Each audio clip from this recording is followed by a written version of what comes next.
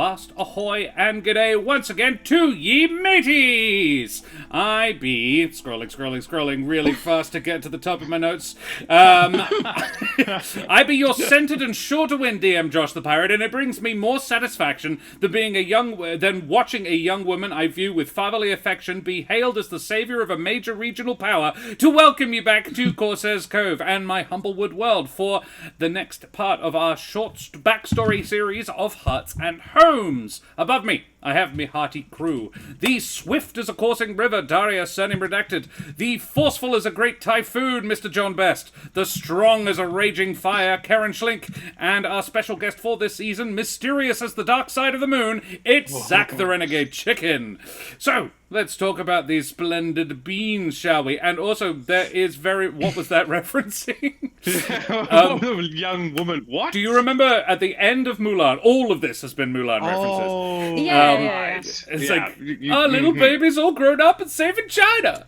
That's the reference. Fair enough. Yeah. Okay.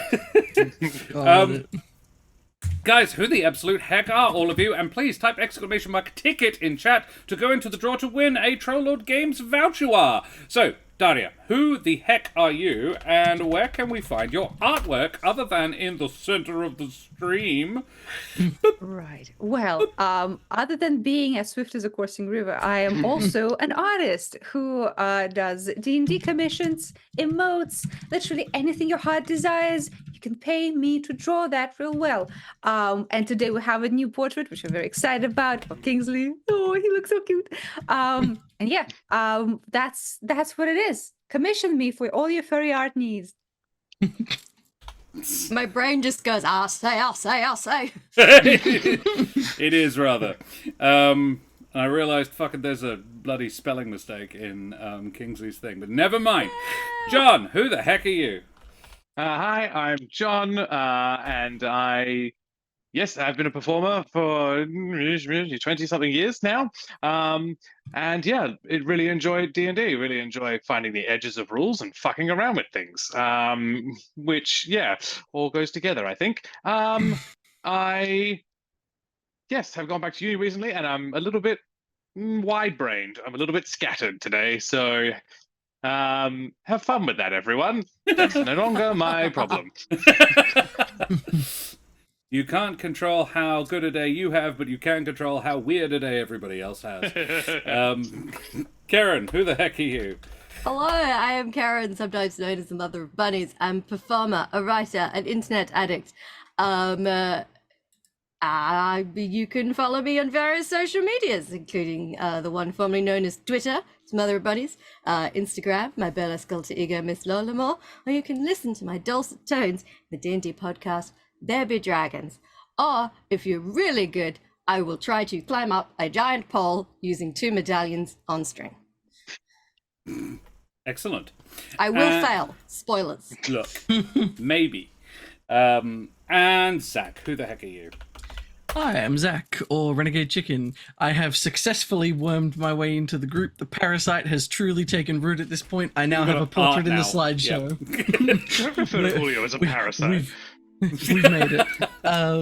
But yes, I hang around here, and I sometimes make homebrew and stuff, which I have started to put in the Discord, and I will probably try to put another piece in there tonight, because I have a whole bunch of stuff that I have still yet to post as well.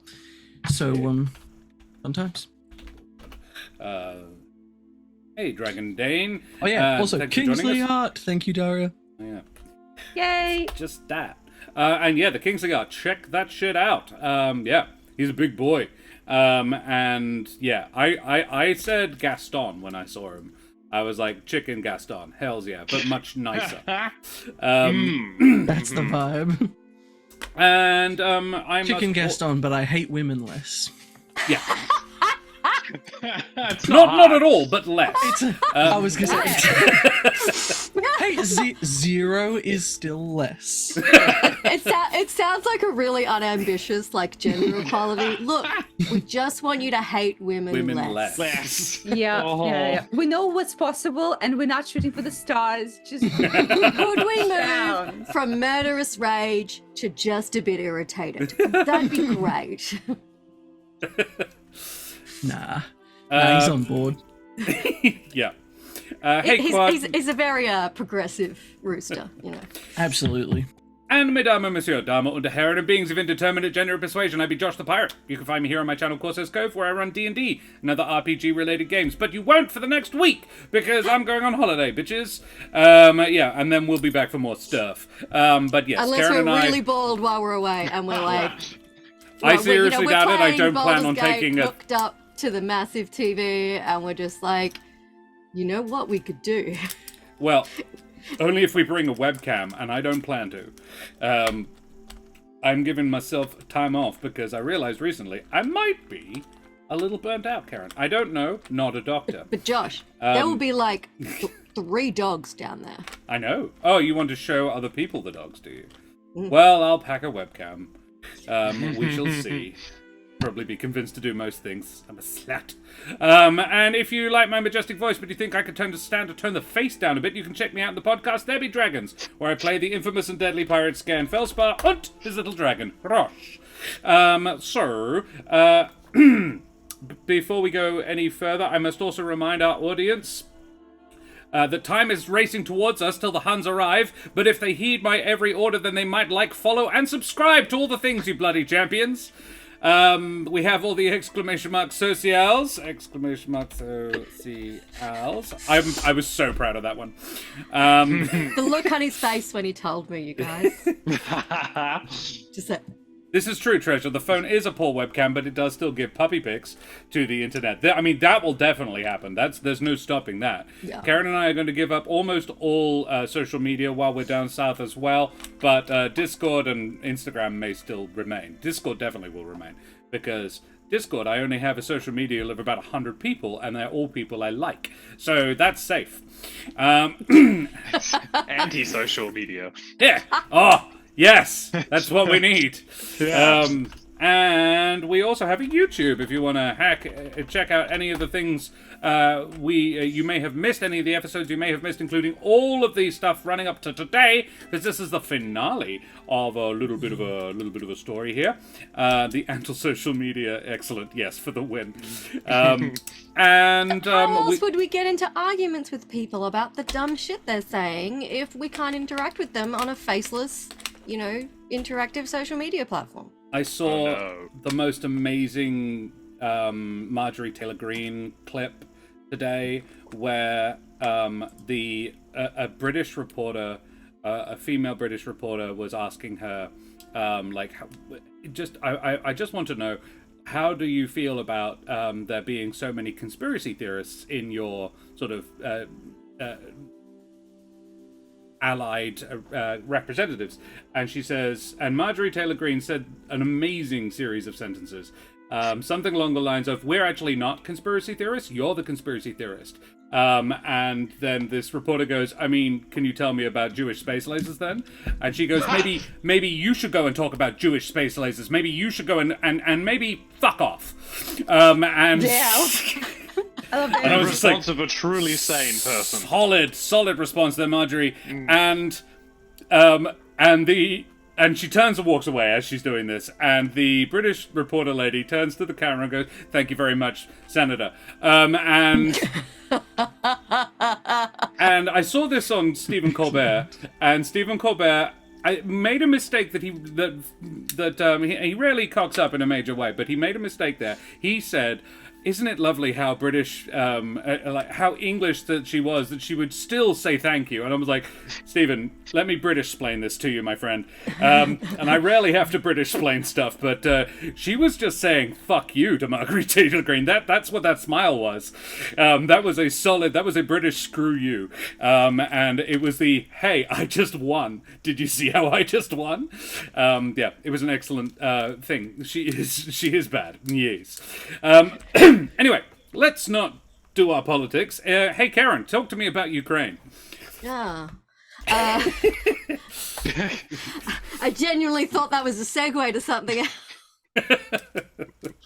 Yeah, there's still a war in Ukraine because politics fucking sucks sometimes. Yep. And if you have some spare pennies, the link in chat is for the emergency action appeal, which is raising money for Ukrainian refugees. Please donate if you can. Sadly, yes, that war is still going on because apparently it never ends, and we must watch death and destruction until we disassociate and play Baldur's Gate 3 till 4 a.m. The thing is, it's not a political issue, and it shouldn't be a particular political issue. It's a war. It wasn't started by politics. It was started by self-aggrandizement from one person. And it's only being, assistance to it now is only being stopped. Is only being prevented by the same thing, but from a different person. So yeah, it's problematic. It shouldn't be a political issue, and the fact that it's been made one is monstrous. The people there need some help. If you can, good on you, bloody champions. So, what else? I think we need a bit of a recap, guys. What the absolute heck happened last time? Daria, do you have any spoons to throw at this? Oh, all of the spoons. She's got so many spoons. So many spoons. Oh, you stole the cutlery drawer. Cutlery drawer, sorry. So Cutlery. Just grabs the whole drawer, pulls it out, upends it on the table. Oh, Bishop Blood has some spoons. thank you for the spoons. Ooh, Yep, ooh. nice. Oh my goodness, Okay. we should make that a thing they can buy with their channel points. They can buy a spoon. Spoons. If only Right. that was possible. It's like, Oh, give me God. 8,000 channel points and I get a spoon. I would take... It's like, here, Josh, have some mental ability. My brain just alright. dubbed to that song. I'm out of fucks to give. My Yeah. fucks have runneth dry. My spoons have run dry now. Yeah. Okay. So are we ready for the recap? Yes. Okay, good. Because I'm not. But anyway, I will do it. So we went into a dream because Seahawk is stuck there. He got a little cursed, just a little bit of curse, for yoinking stuff from a religious order. Which one? We don't know yet. Kind of, he's talking a lot about the Night Father, but also Kren's people are sniffing about. So it's a little sketchy. But what is clear that he is indeed cursed and kind of is stuck in the dream. So we went in and we saw a ship there called the Penitent. And that is the name that his subconscious gave the ship, because by itself the ship is called the Ark of Fortune, and it sails in the Humblewood area. And the guy is quite distressed. That's what we know. We also know that he is mourning someone called Chimdri. We saw a name on an obelisk, I think, or stuff like Grave that. marker. Yeah, and tombstone. And when we got to the Seahawk, he teleported himself and us deeper within the dream to a huge tree that we assume is Alderheart, and strange things are happening there. A huge creature was hunting down Julio and Kingsley, and at the same time, there was a hut with people crying, someone crying in the hut, and I think that was Seahawk. Yeah. And Bron and Kiki had a jam sesh there and got yoinked even further into the dream with Seahawk, and Kingsley and Julio. So Kingsley and Julio. So Seahawk crying over a body of someone, and it's clear that they were shanked and left to freeze to death, and it was a little Jurbine, I think it was a Jurbine, and Yep. the Seahawk was very distressed, saying that we are also behind this, and that he might be like suffering and sorry, but someone else shouldn't die for it. And he disappeared into this void of blackness. And right before we jumped after him, we saw, I think there was a locket with the words CL, like the CL. Yep. Was it a locket? It was a Yeah. a handkerchief. A napkin, I think. Ha- Or like a yeah, handkerchief, that's the handkerchief. word, sorry. Not napkin. Yeah, handkerchief. So with letter CL, which Julio hazards a guess by saying the C might be for Chimdry. Maybe that's the person, and that's their first name.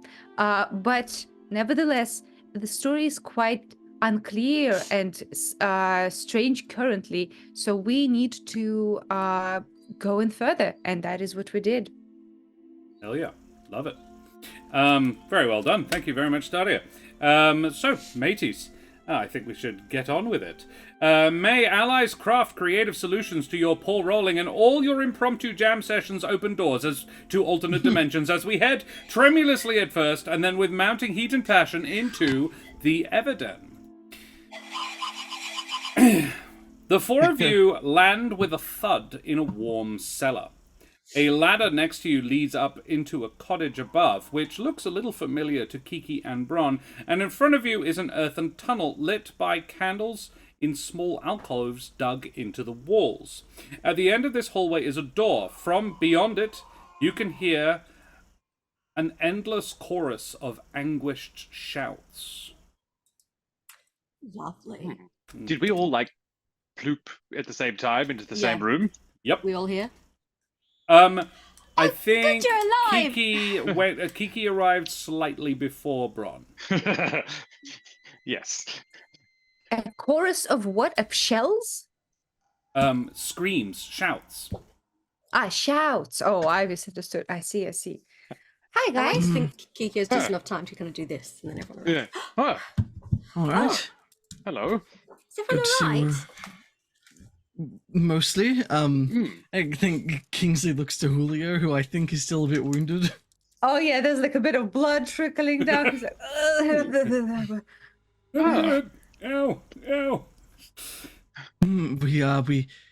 We had a run-in with a rather large-looking demon fox. But we got past it. So yeah, we did. Okay. We did. No one attacked you, right? No, we got sucked into a house of crying. That is one hell of a way to word that. Sucked into a house of crying. Yeah. Cool. Seabird is Honestly, I prefer the demon fox now. You're welcome to it. All right, cool. Yeah. so The seabird was really he was really upset. So it was all his fault. And then a dark void opened up and we were dragged into it. Well, yeah. I guess. Same happened to us. We saw him like crying over a friend's body. I guess what happened is his friend died because of what he did. And those people like was seeking revenge and killed his friend. Oh, that's tragic. potentially, Yeah. or it. So do we think possibly this place is torturing him with one of the worst memories he has? Perhaps. Or a cycle of them. That'd be my guess. Mm. Yeah. Just as a quick side note, Josh, do I still have the bow? Yes. Excellent. I think in that case he's. I think if you want to, basically. Yeah, I mean he's been given this thing. He's gonna hold on to it and just not acknowledge it. I just wanted to make sure of whether I knew I had it. Julio has 2 smoky daggers. Doesn't know how he got those either. There are 2 now. Yep. Indeed. Mm-hmm. Oh. Did I get any presents? I don't know. Did you wish for stuff? No, You did apparently not. You did kind of will a door open with your magic, so. Yeah, But- that feels less impressive right now. Well, sorry, Alright. with your music. Well, I think Kingsley will stand up and there'll be that little twinkle of gold that sort of just rapidly spins around him from head to foot as he prestidigitates the mud off himself. Where are we? Where are we now? I mean, I hear a lot of screaming. So pretty bad place, I'd say. Yeah, I think we're under the house of crying. That's what Under it the looks- house of crying is the basement of anguished yells. Oh. Also a good Poetic, band name. actually. Okay. Okay. You can make perception checks if you like. Feels like a good place to start. And I I'd will give it a remove... go. Strong beginnings. That's Oh, a good. big 7. Good, good. Oh An yeah. 8 I'm from actually Bron. happy about that though, because mine bounced off 3. a 1 and onto a 7. 3 from Julio. Come on, Kiki. Nice. Oh, don't put your hopes on me. I'm on the opposite of whatever a roll is. 14. 14. That's It's good. actually solid. Not Hey, bad. Sweepy. Yeah. Scry. Scry me a Cry river. me a river. Yeah. Okay, Kiki, you are the one that notices, like, all the things. Oh my God. Firstly, it's not loads of voices, it's one voice. But they do seem to overlap. It's like it's coming from several people at once, but it's all the same voice. And secondly, as you look down the corridor, the indentations on the walls are quite regular. And beneath each torch, sorry, actually, no, it wouldn't be beneath, it would be above. Each candle is a little hole in the walls. Like a little circular nozzle. Sorry, above or below the torch? Above. So above each torch, there's a hole in the wall. Yeah. So the torches are on a bracket, and then there's a little nozzle above. Right. I immediately point this out, and I'm like, trap? Or stick your finger in it. After you. Bron Can I- immediately. Say, don't give him ideas. Grab your arm. No. Can I try to investigate for trappiness? You certainly can. Have a little I will look try. for trappiness. Trappy. Oh, that's a natural one. No trap here. Stick your hand into it. Come on. Great! Julio says it's fine. I technically was going to do that as well. You can do before that as well, Julio said yeah. that. 3 out of 4 of us agree. This is great. I'm One of- definitely going to stick do my it. finger in the One hole. one more of the three of you can also investigate for traps. Oh, great! I have a -1 for investigation. Let's fucking Kiki. go. Another 14. Nice. Hey, Kiki, Stability. you found... Look, 14s across the board all the way through this game would be fine. Or a Rolled 1. an extra dice. It Just was to see. a 1. Ignore that. Cool, let's get those out of the way. Kiki, Yes. that you do notice, you can't see the wire, but you do notice 2 little sticks, one on either side of the passageway. The wire is too thin and fine to see, but you can infer its existence well enough. Okay, everyone. My highly Luma eyes have noticed that there is a trap. In See the hole? see the No. little I don't thingy think there? there is actually. I Little think thingy. it's okay. Wait. So is it a trap where like you walk down the hall and you pull the wire, or is it like a trap in the hole? It's at the very front of the corridor, and you don't know what... Like, Kiki, your investigation wasn't good enough to determine exactly what'll happen, but there is definitely a trap. I'm stopping the finger. So the real question is, do long? we set it off with something, or do we try and climb over it? How high up is it? Just briefly, how long is this corridor? 20 feet. Okay, I think actually in that case, I think Kingsley will. One moment, I think I actually have an idea, and I think Kingsley will step towards the edge of it, and as he does, I think there'll be a little like twinkle again of that sort of gold light around his fingers, but this time as it sort of coalesces up the top, he'll snap them, and as it does, there'll be a little of sort of the little light. What's the word? Splitting off into like a bunch of tiny little golden fireflies that spread over the tunnel. I'm gonna cast Fairy Fire over the tunnel because even though there's no creatures in it, every object in a 20-foot cube within range is outlined in, I'm gonna choose green light, Excellent. so we can see where all the wires are. Dope. That's I love very- that so much. I'm going to give you inspiration. That is a very, very clever thank use you. of that Hell spell. yeah. Wow. I went to go read it because I was like, oh, it's just going to be creatures. I'm going to have to ask for Rule of Cool. And then when I read that it was actually a thing, I was like, oh, never mind. Object. No, does love that it. does that work like that in Baldur's Gate? I do not know. I have never bothered to cast the spell. It is Because an that's the thing. action. I've never bothered to cast very far, and I'm like, wait, if it illuminates traps. I have cast it Very because I've cool. got a sword that does it automatically, I think, if you miss, which is neat.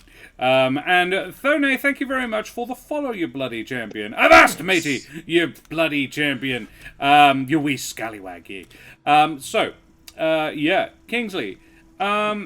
Green fireflies just Green settle on all the wires. There are 4 sets of wire running across the floor at about 5-foot intervals all the way up this corridor. And yeah, little fireflies sit and dance along them. They are clearly taut and hair thin. And you can see the wire actually sort of extend into the walls. 2 on each side, so one goes in, one goes on the other side, and it's alternating up the corridor. And yeah, you can infer that pulling whatever this does would activate whatever the nozzle spews out. Yeah. I think as soon as he casts it and it works, there'll be like a satisfied sort of like before I can't hold this for very long. Move. And is going to start over the wires. I'll take point. You can see them. They are at like shin level, so it is not hard to navigate your way over them. Now that you can see them very, very clearly, no check is required. You make it up to the far end. Part of Kiki really wants to know what comes out of the nozzles when you set these off. So if anyone looks at her, she's practically vibrating, looking back. Because part of her really wants to trigger one of these and see what happens. Might be very quiet, you don't know. You get to the far end. The door is quite a thick wooden affair. Not very well made, but it's a solid wooden door. But you could probably like see through the gaps or what have you, if you wanted to. I think although he went first, as soon as I get to the door, I'll step to the side and let the more observant members of the party have their go. I didn't notice any traps previously. I think he'll might be worth checking this too. Is the volume of the yelling like louder? You are getting closer to the yes.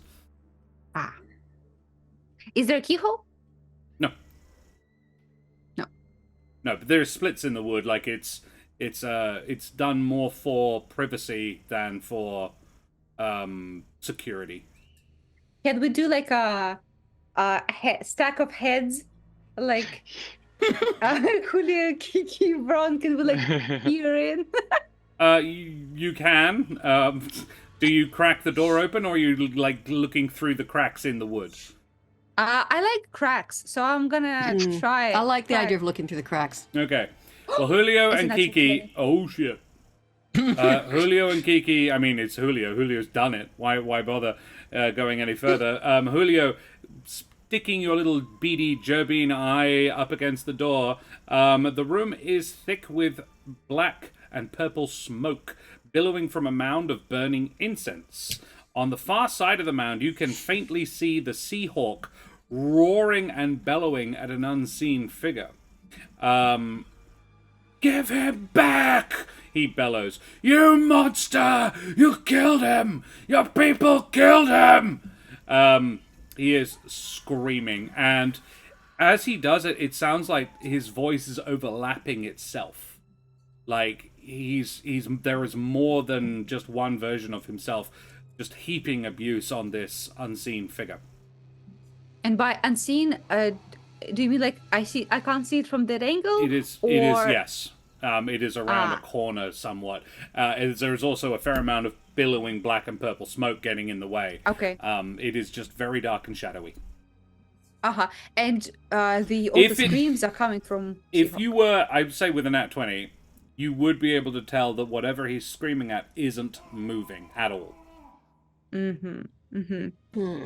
Okay, guys, he is there. All the screaming, that's from Seahawk, and he's super angry. I'm worried that if we come in, he'll think that we are also part of the bad guys and start to attack us. What are our thoughts? What are we doing? I think Kingsley's gonna very quietly just elbow Bron and like out of the side of his mouth, just 2 copper. It's a statue of Titan. Kiki's like, we could try playing music for him again. That calmed him down last time. Oh, Yeah. I mean, if it sorta. worked once. Oh, I'm just not sure if Oh. you will hear it behind the screaming, but we can give it a go. well, we can Okay. certainly try. He'll reach into his bag and pull out his lyre to join Oh, in. of course, because you're a bard. Yeah. Oh, heck yes. Oh, yes. If there's somebody, yeah, I was cool. literally built for this. Totally, Only totally a bard. just a That's bard. your only purpose. Mm. Yeah. Mm-hmm. Why would it be anything else? How dare you accuse me? Can I use the help action to help Kingsley? with I his will go musical one further. performance? I want performance checks from everybody who's playing. Good. Julio good. won't be playing. Julio will be like still looking in the crack, seeing if it had any effect. So I'm it's really sorry, it's performance, a right? 4. This is how I performance, knew yeah? this would go. Yeah, this is performance. Alright, cool. This, yeah. This is why I'm glad. I should Oh, have shut the fuck up. I'm sorry, shit. guys. I'm so No, sorry. no. That's the role I wanted to do well on. There you I'm go. so, Nice. if I'd There we fucked go. up the one bard role I was about to make, I would have been so sad. So, thank goodness for Kingsley. The DC, collective DC for this was 30. I was like, 10 each, that shouldn't be too hard. You guys got 33, with 22 of that coming from Kingsley. And I helped.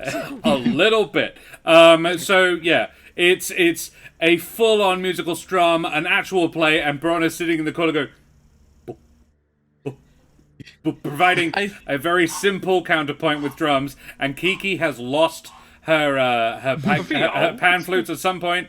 So that's how she's contributing. She's like, I can't find the musical instrument. Blowing over I the think- neck of a yeah. bottle.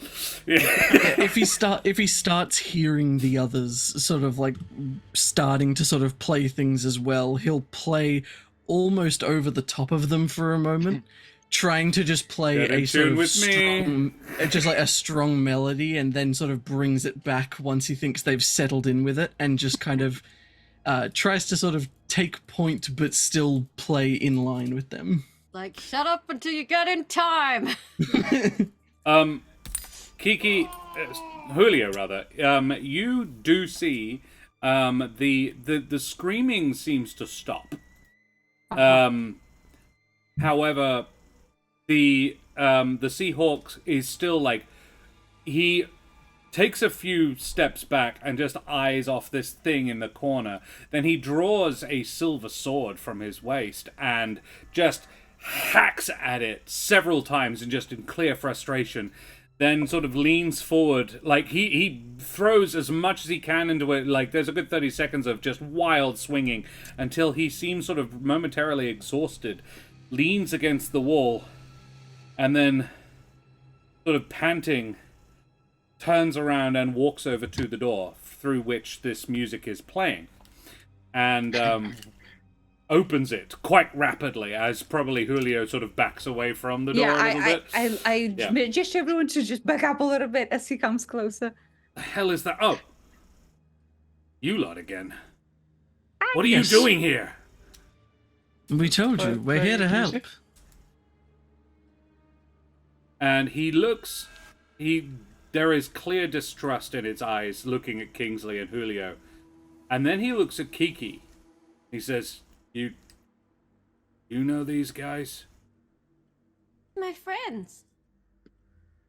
This is Kingsley, who's a much better musician than I am. And that's Julio over there, who's a really good cook. Okay, I think you are underselling of what I can do, but okay. Can you make me a persuasion check, Kiki? Oh, here it comes. Brace for the Let's one, go. everybody. I trust, I believe. Got this. I believe. 21. Hey. Beautiful. How did you get in here? Do you know where we are? Don't panic. But This is a dream. We're in your dream. Remember we mentioned that you'd been rescued by a lighthouse keeper after you plummeted after getting struck by lightning? She sent us in here to help you. We're in your mind. You're trapped, and You had a it's not black nice. sword, very bad sword with you. He holds up the blade that's still in his hand. It's the same sword. Oh, Yeah, that one. It's holding messing you with your here. mind. I don't know that it is. Did you always have that sword, or did you take it from somebody? It's a gift. Was it a gift from your friend? The one they took from you? Yes. Though I don't know where he got it. was your name's friend's name Chimdry? And there is a little, like, he slumps a little bit, and behind him you hear you see emerging from the purple mist, this pile of incense, the figure of a Vulpin in a cloak, who says, "Yes, Chimdry. We know that name, don't we, Arrevis Fleet? You killed Chimdry." Then a second figure emerges, followed by two more. The second is a strig with huge stony horns coming out of its forehead. Mm-hmm. The next two are a skeletal pair of gerbines. Apparently almost identical, both wearing similar clothes to what you saw on Chimdry in the snow. The strig continues. "You betrayed your friends. You betrayed your order. And you disrespected the Night Father. Now you will die in this place. Die in disgrace." And with a wail of anguish, Arrevis Fleet turns around and begins to hack away at the creatures around him. As he does so, he says, "Go or stay. Flee and save yourselves, or help me." And he draws up this blade and he starts just hacking at these creatures. Yeah, Now you can see Julio attacks. Now you can see into the room. What he was attacking is clearly a statue of Kren. Okay. What a surprise. Yeah. Kingsley is So- silently glad that Bron never answered. Is it? Am I able to do like an insight check on whether they're lying or not? Like, did he actually betray and kill his friend, or are they just saying he betrayed and killed his You friend? can make an insight check. They are shadowy demons, possibly elements of his own psyche, but you can try. 19. Ooh! Coming in with the better rolls Here we go. tonight. All right, Kiki. Huge. 19. More from his reaction than from what they are saying, you feel that there is at least some truth to this, but not all the truth. He does not care for the notion that it was entirely his fault. So he probably at least thinks he's to blame Yeah, for a good chunk of it. He definitely does, but yeah. It doesn't. That's not necessarily It's- indicative that he did something directly. Yeah. Yeah. This is still his psyche, like fucking Yeah. him up. So Yeah, Can I like get- it's, I don't think it's so clear I've cut played as enough in he- Persona to know. How close did the incense beings get to the group? The room is, let us say, 40 feet square, and the incense beings are 20 feet away before he charged them. So they're in the middle of the room. They actually hadn't Okay. really advanced. That's where the smoky big pile of incense is. All right, well, we're helping, right? Yeah, I think Bron would have been pretty hot on the heels of the Roll me storm. initiative. But, like, I think Bron Oh, fucking yeah. hates this. Yeah. I think these guys are dicks, and they need to whatever they can that approximates dying. I'm keeping the streak of going probably, maybe last in Did initiative. you say that? No. Jo- Oh, Bron. no, never mind. Yours just came Bron up. really hates I this, but it understand. somehow has gone last. Kiki going Just first. takes him a moment to process. No way. Blinded by rage. We're Julio rolling pretty shit. with an 11. Kiki with a 15. Can I get an exclamation mark roll space the number 20 in chat, somebody, for initiative for the Seahawk, for Arrevis Fleet is his name, as now we know. And I shall roll for the monsters. Oh, come on, someone get a 3. Plural. You said plural monsters there. Don't like There that. were 4 Aye. I described. A 6, thank you very much. Yeah, but I thought those are just shadows, just illusions. We don't have to just fight illusion them. shadows. Well, okay. Yeah. So Fleet got an 8, all up. He has a +2.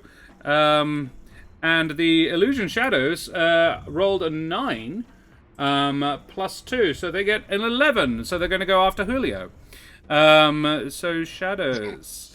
So Bron, you 11 as well. Bron, you charged in first. So you are, I would say, 10 feet closer than the others when we initiate combat. Kiki, however, you are about 20 feet away from these 4 creatures, and with that insight of yours, I will tell you that he is also seeming to focus on the Vulpin and the Strig, not on the pair of Gerbines. It's like he doesn't even want to look at them. Okay. What do you do?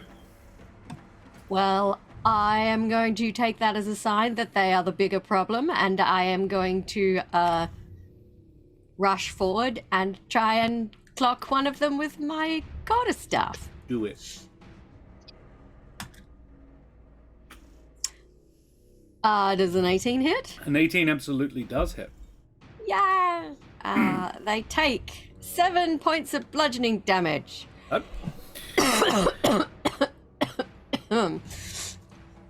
And perhaps unsurprisingly, I'm going to burn a key point to Flurry of Blows. Lovely. I'm going to do my little double elbow smash bash. Work it in there. Yep. Do it. Oh dear, that is a 10. Does not. But I get to roll it twice, I believe. I get 2 Well, it's attempts. flurry of blows, you get 2 attacks. Yep. 2 attempts. Come on, 12. Also does not. I am disappointed. As you should be. Very well. Kiki. Okay. Is this just... There was a moment of glorious not fucking up my rolls, and then... You've just come back to form. Alrighty. Julio, it's you up next. Yes. Okay. So I need to order the Dice Hate Me t-shirt after all. Oh, I shall attack the Vulpin. Very well. The Vulpin The shadow that was... one, right? Shadow Yeah, Vulpin. yes. Yes. Yep. Kill him! Oh, Currently. sorry, Bron. Sorry. Hey! Not all Vulpins look the same, okay? Hashtag not all I- Vulpins. Yeah. Also, not to paint a target on my own back, but I'm still at 7 HP. Noted. So. Noted. No. Just so everyone knows, including the DM. The DM was fully aware of this. Do not worry. Good. The one character we absolutely cannot kill. 23 Yep. is a hit. Okay. Sneak attack. Yes. Yes. True. Oh, that's shit. Sneak attack. 10 across the boards. That's a bit harsh. That's a bit rough. Yeah. Unfortunately. But I Sexy have an little. offhand attack. You do have a little bit of an offhand attack. Yep. He's a little boop. Just a little stab. Just a little stab. 17 though. 17. It does hit. Sweet. Offhand attack. Just a D4, not plus my dex, right? I think it is plus your dex. I think we've been doing that wrong, and Oh. I think Zach cleared that up for us. Sweet. What's going on? You do add your dex mod to the damage. You just don't add your Yes. Proficiency to you the don't add attack. proficiency to the attack. Yeah. yeah. I see. In that case, 6 points more. Nice. Nice. Yeah. Yep. Like the roll to hit was only a +3, so it was a 15 to hit, but it still did. However, you did do 6 damage. Very nice. And as Julio shanks the Vulpin, he screams towards the Seahawk, saying, "This is all just your dream. This is imagination. Don't let them hurt you here. We need to come back." He looks down at you a little confused, like, but having seen you bury a pair of shadowy daggers in the sides of this Vulpin, he seems to have settled on these seem to be on my side here. He said, "Have you ever tried to not get hurt in one of your own dreams?" I don't know. I usually dream of jam and dumplings, so it's not very relatable for me, but I believe in you. I'll try I that. Julio dream of Jam and dumplings, heck yeah. Jam and not jam dumplings. Yeah. Cool. In which case, it's the shadow beings' turns. Kiki, you're facing off against one of the little gerbines, so it's gonna stab at you. It's got make some dagger attacks at you.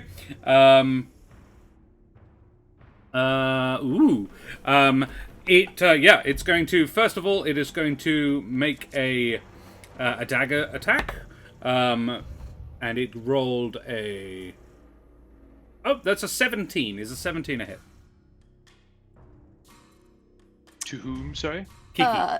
that is going to hit. Yes. Yep. Okay. That's fine. That's okay. It's only a dagger, so don't stress too much. It does 4 points of piercing damage. And then it is going to... With its second, its hand sort of curls into a claw. Its skeletal claw-like hand reaches out and grasps at you. Does a 14 hit? No, it doesn't. Oh! Dodging outside of its frostbite touch. You manage to miss that. However, then its offhand, it brings up another dagger to shank in at you, and that was a natural 20. So, that's 10 points of damage. In from total that. or in addition? Total. Oh, as well as the previous one, yeah. Guys, I am very close to unconscious. No, yeah. Can you make dumplings in a walking deep fryer? I think so, Abis. I think so. Oh, then you could actually put jam inside them and deep fry them, and it'd be like a jam donut, but a dumpling jam donut, and it would be amazing. I'm really hungry now. Now, why would you say this, Karen? It sounds so good. You could maybe even load them into a shotgun. Julio, here is my question. Before you can disengage as a free action after you attack things because you're a swashbuckler. Oh yeah. Did you want to do that?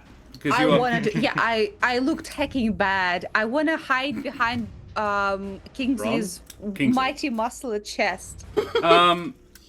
That's a fair amount of movement. It depends on how much I have. I would want to. It would have been 20 feet to get there, and then you have I think you have 15 feet of movement left. I think you're a 35 feet mover boy. My speed is 30. Yeah, so. Okay. Then you have 10 left. Back.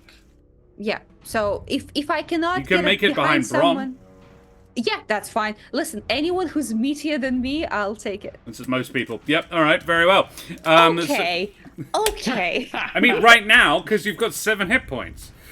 So the Vulpin is going to, both the Vulpin and the Strig are going to attack Arrevis Fleet. Biting, pecking, scratching at him with a selection of talons and claws. Another nat 20. And a 14, which is more than enough from the first one. So 2d4s and a d6. That's very subpar damage, though. So that's 5 damage, 9 plus 6 so 15 points of damage on Arrevis Fleet from the first one, and the second one hopefully doesn't roll as well to hit. Arrevis Fleet, no, the second one misses him completely. He has taken 15 points of damage, and the second Gerbine is going to dash after Julio, but Bron sort of gets in the way, I'm going to say. interposes himself as Bron, it's going to swipe at you with its dagger a couple of times. A 13 and a 12. I'm a class 16, so... Nice. It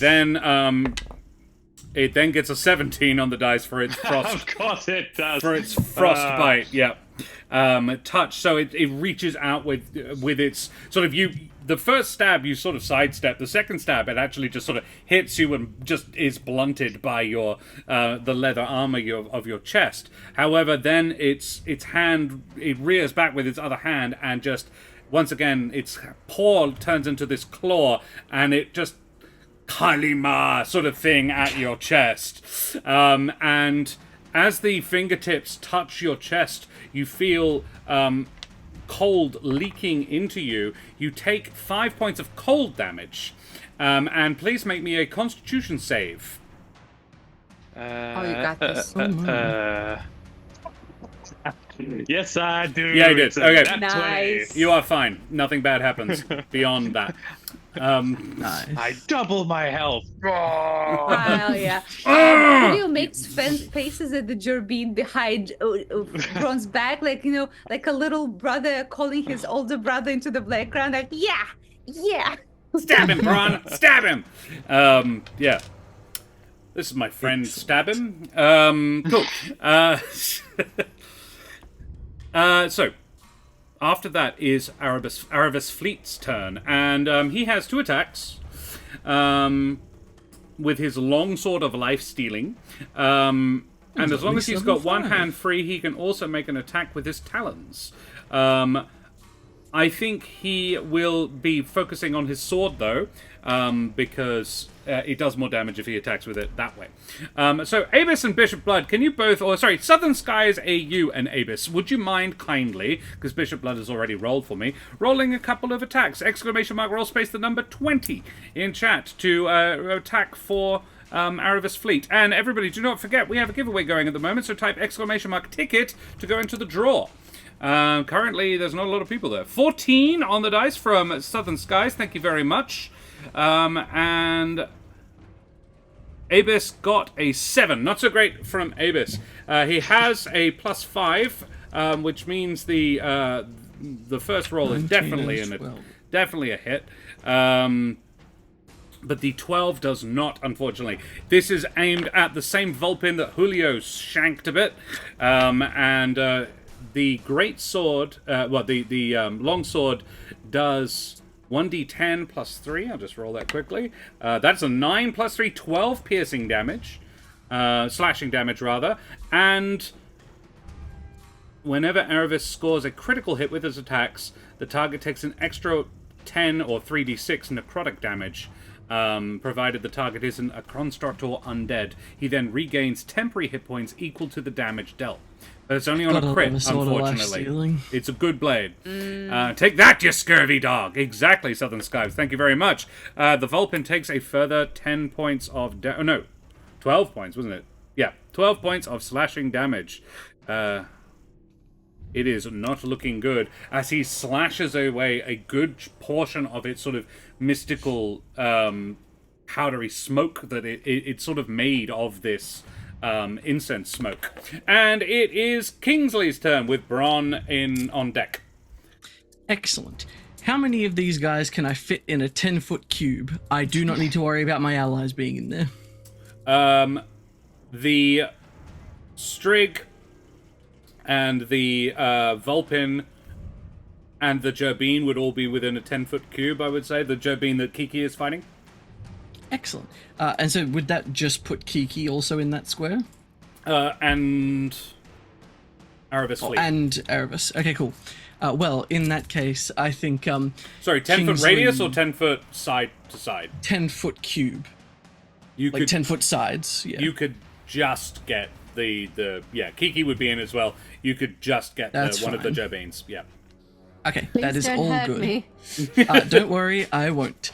Because as Kingsley's going to sort of step up again, and I think that you'll see that he sort of awkwardly, not really knowing how to handle it, does his best to sling the bow over his chest for a moment, as I think he starts to step forward, and that gold light seems to twinkle around one hand and then the other, kind of surging from the fingers down both arms, as he's going to get up behind where Kiki is. And as that happens, he's going to sort of take a deep breath and draws himself up as straight as he can, and then just sort of looking over the crowd, just, there's nothing to worry about, Arrevis.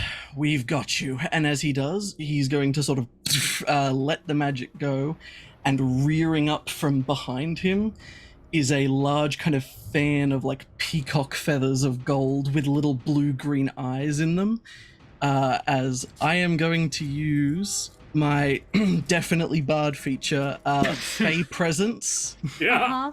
And I'm that's a going to bad thing, choose for all of the enemies in that to make the save or become frightened by me, and both of my allies in it to make a save or become charmed by me, because that ultimately is already the case.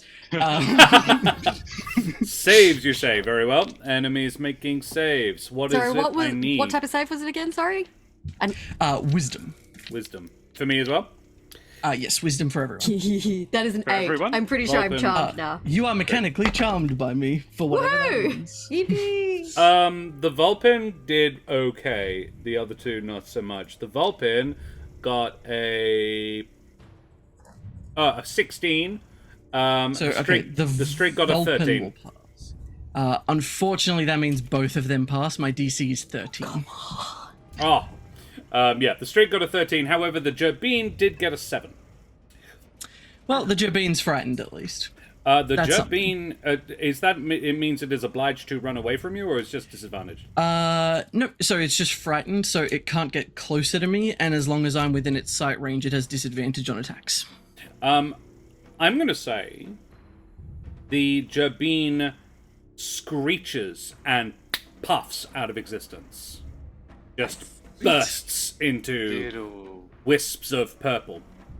Yeah. And I think as that happens, he'll kind of just do his best for sort of a confident and reassuring smile as he sort of pats Arrevis on the shoulder, as if to be like, see? Oh yeah. Arrevis is charmed by you as well.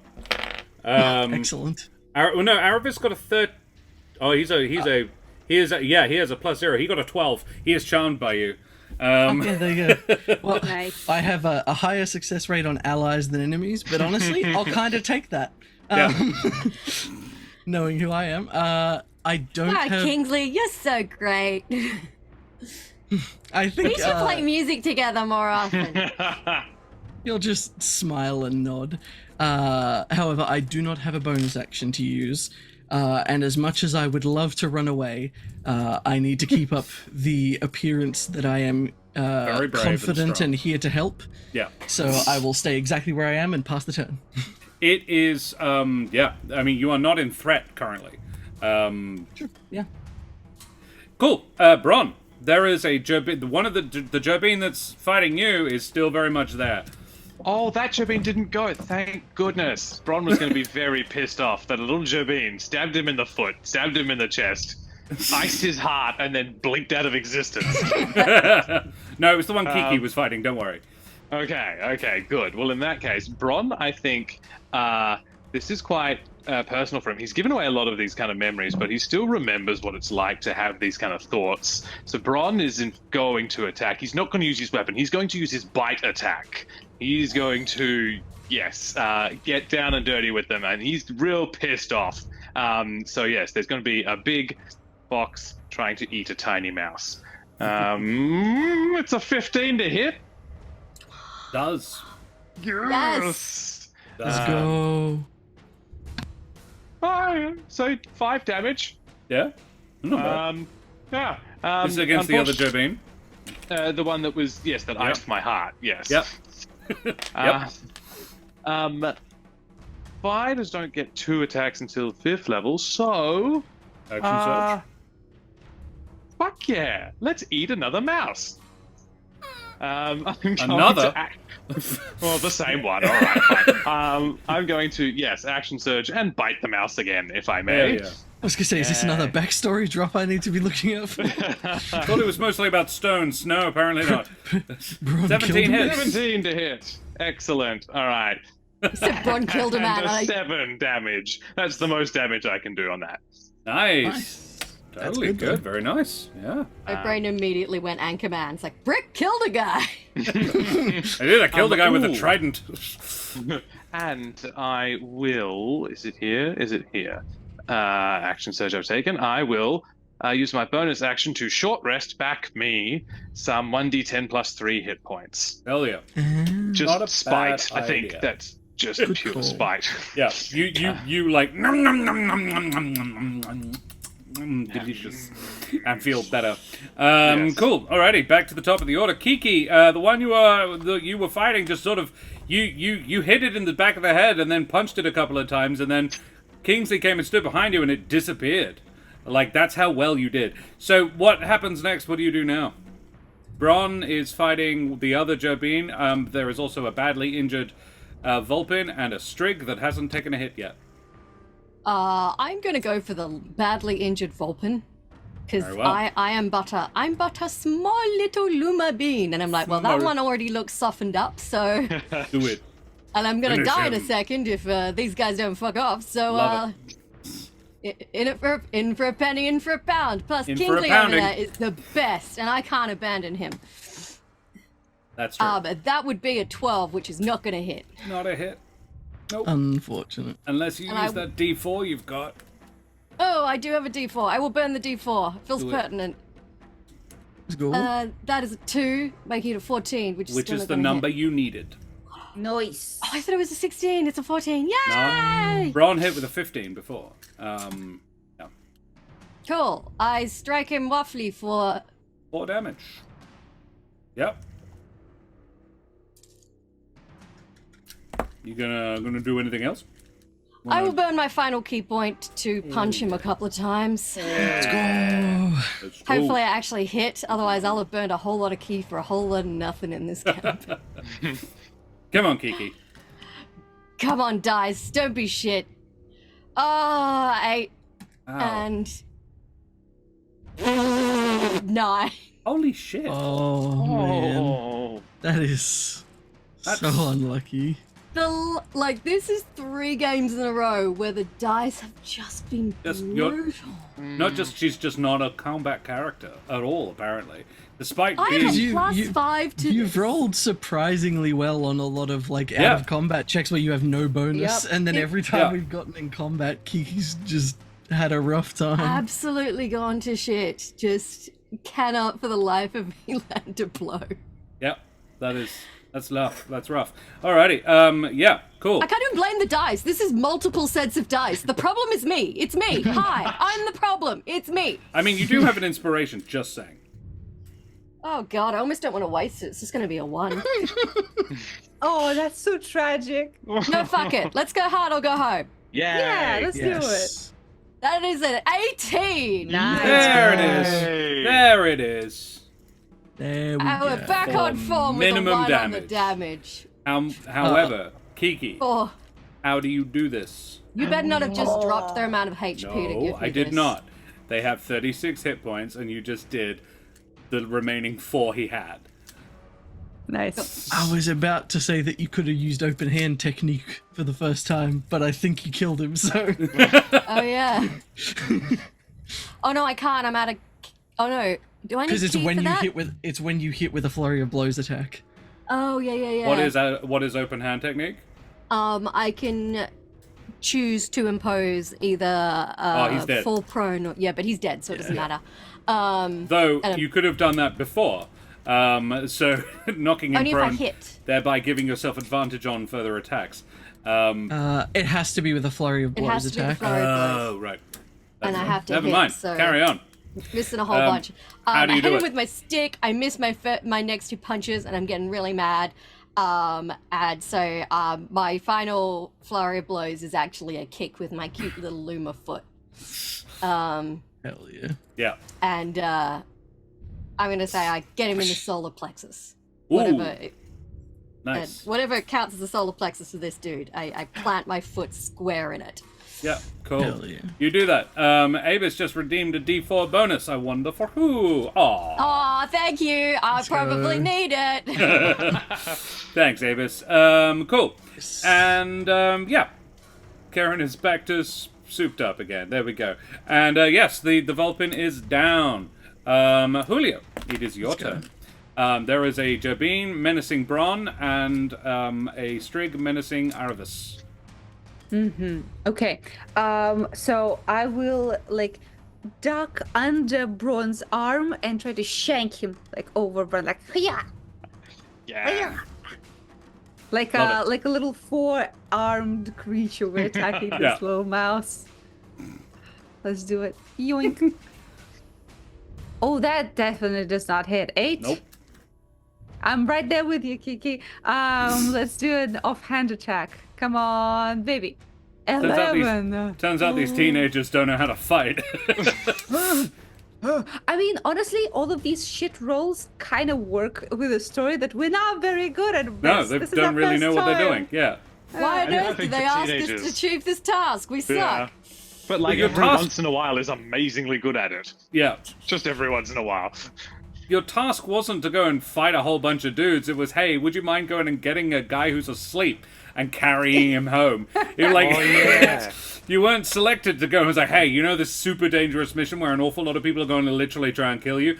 Please do that. That was not the job that they were tasking you with. Yep.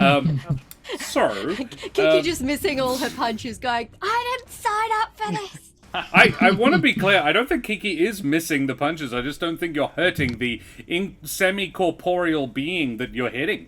It just takes a certain amount of oomph to actually do any damage to these guys. So yeah, never mind. Carry on. Keep going. So, Julio, anything else? You good? I mean, that's my action. My bonus action. I can cry as a free action, but that's about it. Alrighty. The Strig is going to turn around and it's going to, seeing as Kiki killed its buddy, it's going to lance out with its talons at Kiki, first of all. Guys, I might be about to die. An 11 to hit. That is not going to hit, thank God. And then it's going to, peck at Fleet with its beak for a 19 on the dice. Sorry, a 19 total, not on the dice. So he takes a further 6 points of damage. He is up to 21 damage of his... He has 55 hit points. He's all right. And... Gotta believe you can hit the Dream Ghost. I mean, yeah, Abyss, I think the dice have been demonstrating they do not believe, to the point where Karen's belief has started to suffer. I've been so optimistic all these rolls, but it's wearing me down, guys. Tried so Cool. hard. And the Jabin that is attacking Bron and Julio is going to split its attacks between the two of you guys. So Julio and Bron are going to take a dagger attack each. A 12 isn't going to hit Bron. Does a 16 hit Julio? Yeah. Oh, 16 would hit Bron too. Oh, Yeah, no, that's a good one. well then, That's a good out one. of mild curiosity, does a 12 hit Julio? No. Well, that's unfortunate then. Yeah, it is. Oh, Julio. What? Six points of damage. Oh my god. Okay. On 1 hit All point. right. I'm on one hit point. I'm woozy, trying to grab onto the elbow. No. Of Bron, I'm okay. Don't take me out, coach. I ain't hear no bell. I have future adventures to complete. Hey, Bron. Oh no, a 14 doesn't hit you either, does it? Nope. It goes for that claw again, and you're like, hard pass, not again. I only have one heart, and you froze it. Very well. That's the two remaining enemies. Arrevis Fleet is going to wail on the Strig for his 2 attacks. Just for speed, I'm going to do it this time. A 14 and a 2 means a hit and a miss. Same as before. With an 8 on the dice this time around, he's hitting pretty hard. Hey. So that's another 11 damage on the Strig. That's him. Next up, Kingsley. Okay, I think trying to hold on to what he has left at the moment, Kingsley's going to reach up and, again, a little awkwardly, but pull the bow back over his head from where he'd stashed it, and sort of, again, making a show of sort of taking a deep breath and narrowing his eyes, grabs the bow and pulls back that same sort of green wispy arrow manifesting in front of the string, and I'm going to cast Bardic Blast on the Strix. Bardic Blast. Yeah. Bardic Blast. Zach New and I have spell. been homebrewing a lot. Yeah, it's all good. 19 to hit. Love it.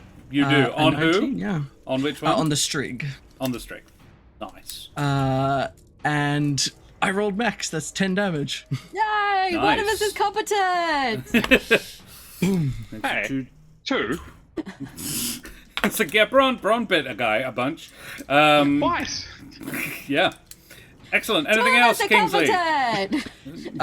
I've no good sort of bonus actions right now, so I think he'll just sort of like as he does release the arrow and it thunks into this the Strix and sort of dissipates, he'll just call out towards Arrevis again, just I've got your back, just trying to kind of continue to bolster him. Just make sure they don't. Ignore the incompetent loomer in the corner. I think he'll laugh, but tries to pass it off as that kind of like, of course not, sort of overly confident thing of just like, wouldn't. I'm dream of it. imagining now Errol Flynn as a chicken, like, Yes! or Yeah, possibly, more or less. Robin Hood Men in Tights lead character, lead actor, what- God. Carrie yeah, that guy, Yeah. Carrie Eulis? something. Carrie Eulis. Yes. Yeah, Yeah, that guy. that is the vibe. I'm glad. But yes, with that, Kingsley will just sort of lower the bow and end his turn.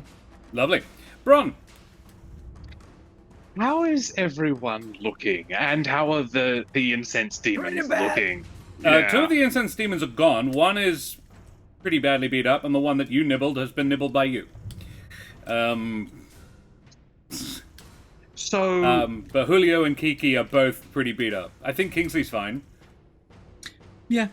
Arrevis Fleet's like got a couple of wounds, but he's still like he's up for stuff. Kiki needs I a think nap. this is... Oh, this is bad, but also Bron's a teenager, and maybe he would do this. Bron, I think, is going to cast Ambush Prey and become invisible.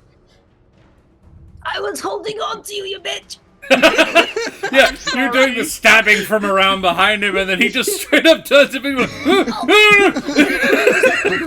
one HP into daggers. Like, oh. My meat shield! No! So, when I do hit them on the next turn, I'll get an extra 2d6 to the damage.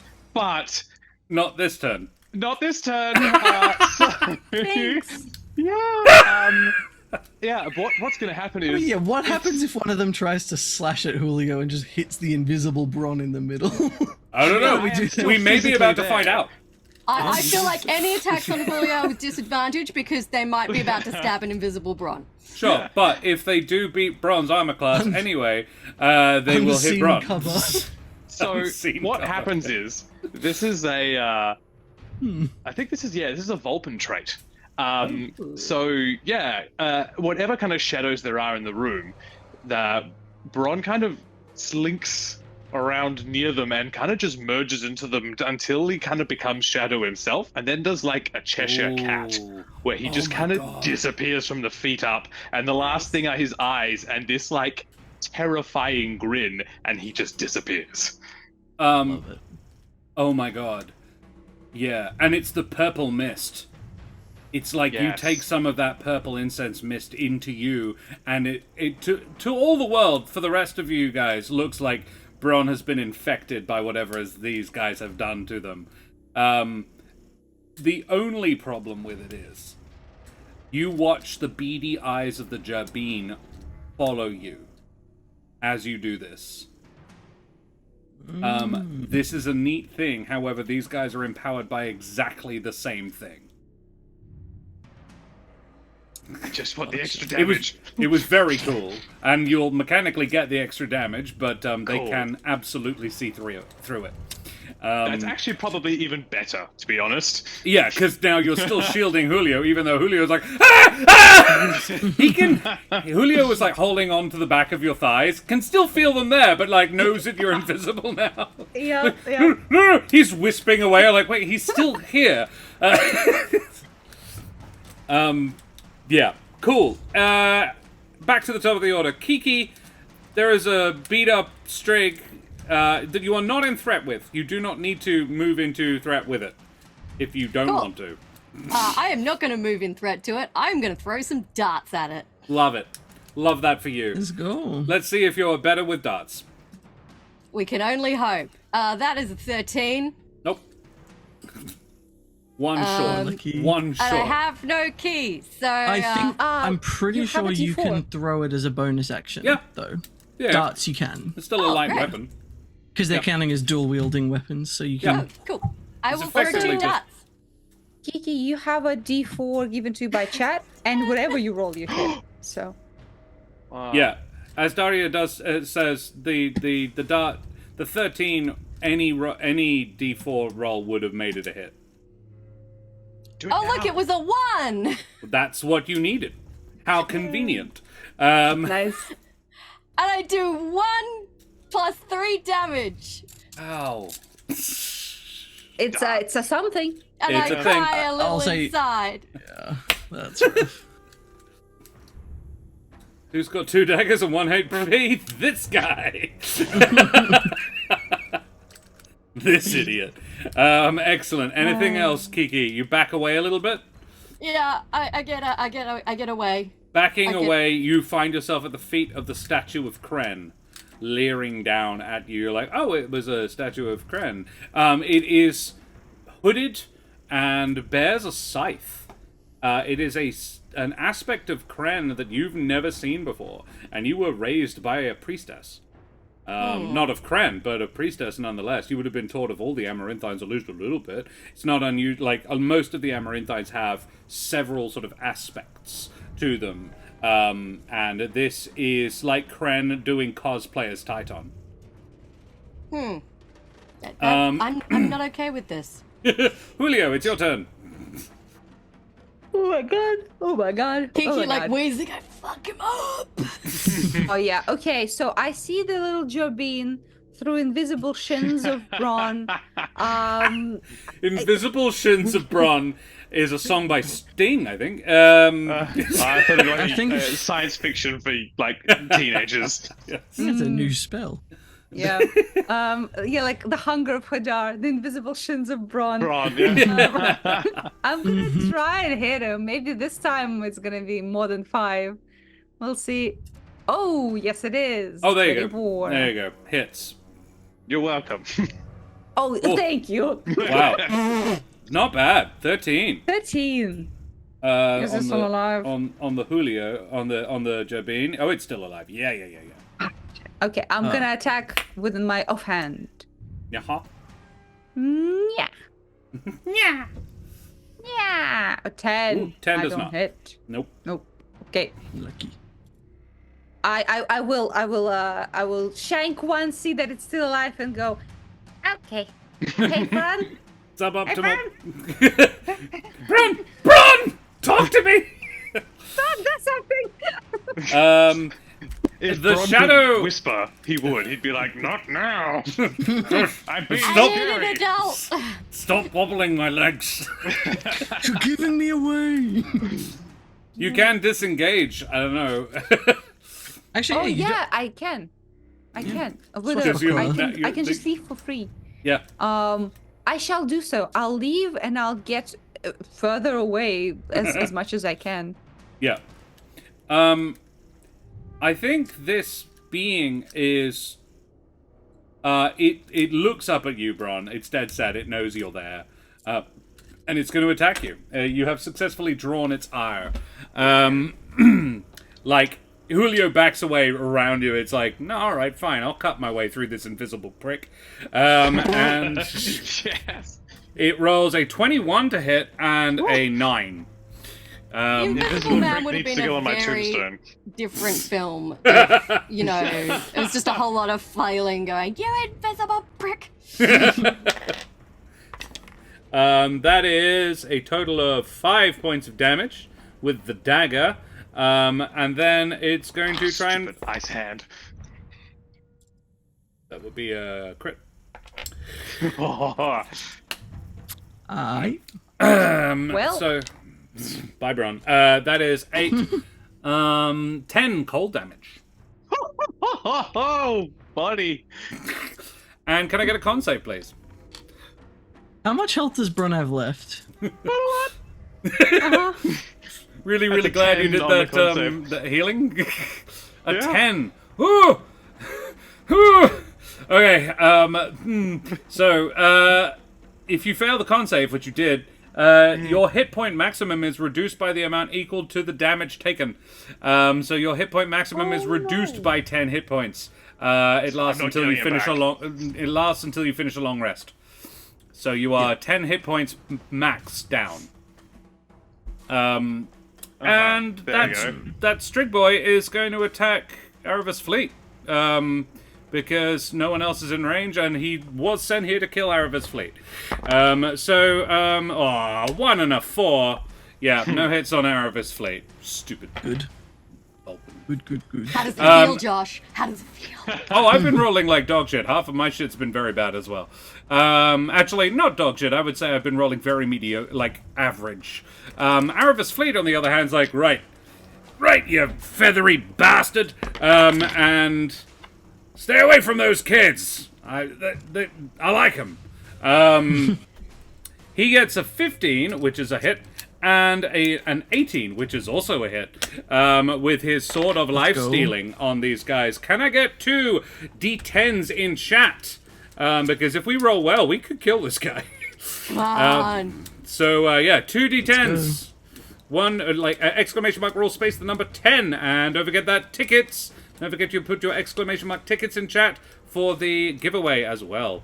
A D10. Southern Sky's got a 2. Not so great. So that's 5 damage. Unlucky. We still could do it. Oh, Bishop Blood. 2 2s. 2 2s. That is rough. Dice, they be cursed. We need to Yeah. do some sort of purification ritual. It's getting out of hand. What's happening, guys? Oh, He does this free shot is cursed. He does have a +3 to hit on each.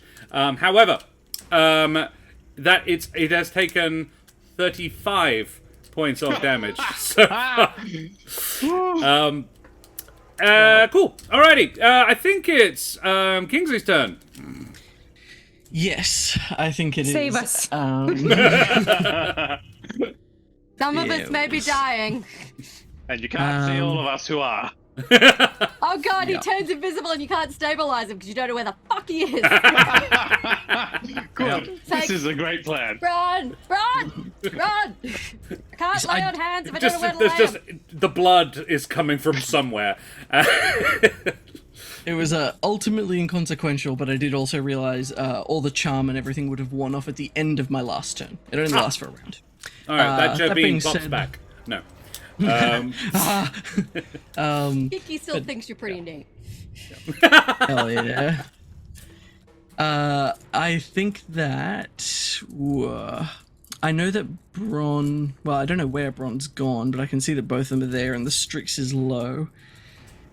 The last thing didn't work so hot, so I don't think he's gonna go for anything of the mind, so I think instead just takes another deep breath, draws another arrow. Come on. Hey, 21 to hit. How do you do this? Yay! You can't not kill it. It's on 1 hit point. Yeah, excellent. I think in that case, Will just sort of breathes in. I think as the thing is sort of sparring with Arrevis, just takes the deep breath and actually holds the shot for a moment before just calling out, sort of again clear and confident as he can, just Arrevis, duck. And as soon as he drops, Hawk, actually! and I'll plant it like square center chest of the Strig and just send him hurtling backwards. It just bursts in like a puff of purple smoke. the arrow lances into it, and then it's actually not purple smoke. Sorry, it's green. Green smoke as your bardic blast hits it, and bursts it from the inside. There is one enemy remaining. Bron, you're invisible and standing right next to him. Great. So It's coming straight for you. Bron has graduated from biting now. He is going to use his double-bladed scimitar. And Yeah, boy. please. And I get an extra 1d6 if I hit, which I don't because it's a fucking 7, of course. Rough. That sucks. That is Because also that unfortunate. drops the invisibility, so all for nothing. Ha Cool. That is harsh. I think it's fair though because the invisibility it could see through. So it wasn't really, yeah. So that would have been an extra d6. That would have been done real a lot neat. of damage. yeah. But it didn't. Truly so unfortunate. But it didn't. Never mind. So that's my turn, guys. Have fun. Kiki. On one- the plus side, though, having my max hit points drop means that I'm quite close to max hit points. That's an upside. Yeah. Look. True. Did you also take away 10 as well, like those? So you took 10 damage, and okay, you just like on the total as an average of the amount I have. I'm quite close Yeah. now. All right, right. Yeah. As a percentage, Yeah. health's about the same. Significantly higher average-wise now. Yeah, cool. We go back to the top of the order. Kiki, Let's there see is if one I can- enemy left. Yeah, throw a dart at Don't it. fuck it Ugly up. face. 23 Hey! pitches. Nice. There we go. Yay! Get 'em. Still minimum damage, but yep, no, that's all right. Points That's of damage. uh-huh. And I got another dart. Do I'm it. gonna do like a little leap and throw it.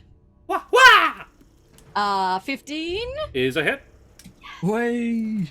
Oh, fuck. And I rolled another 1.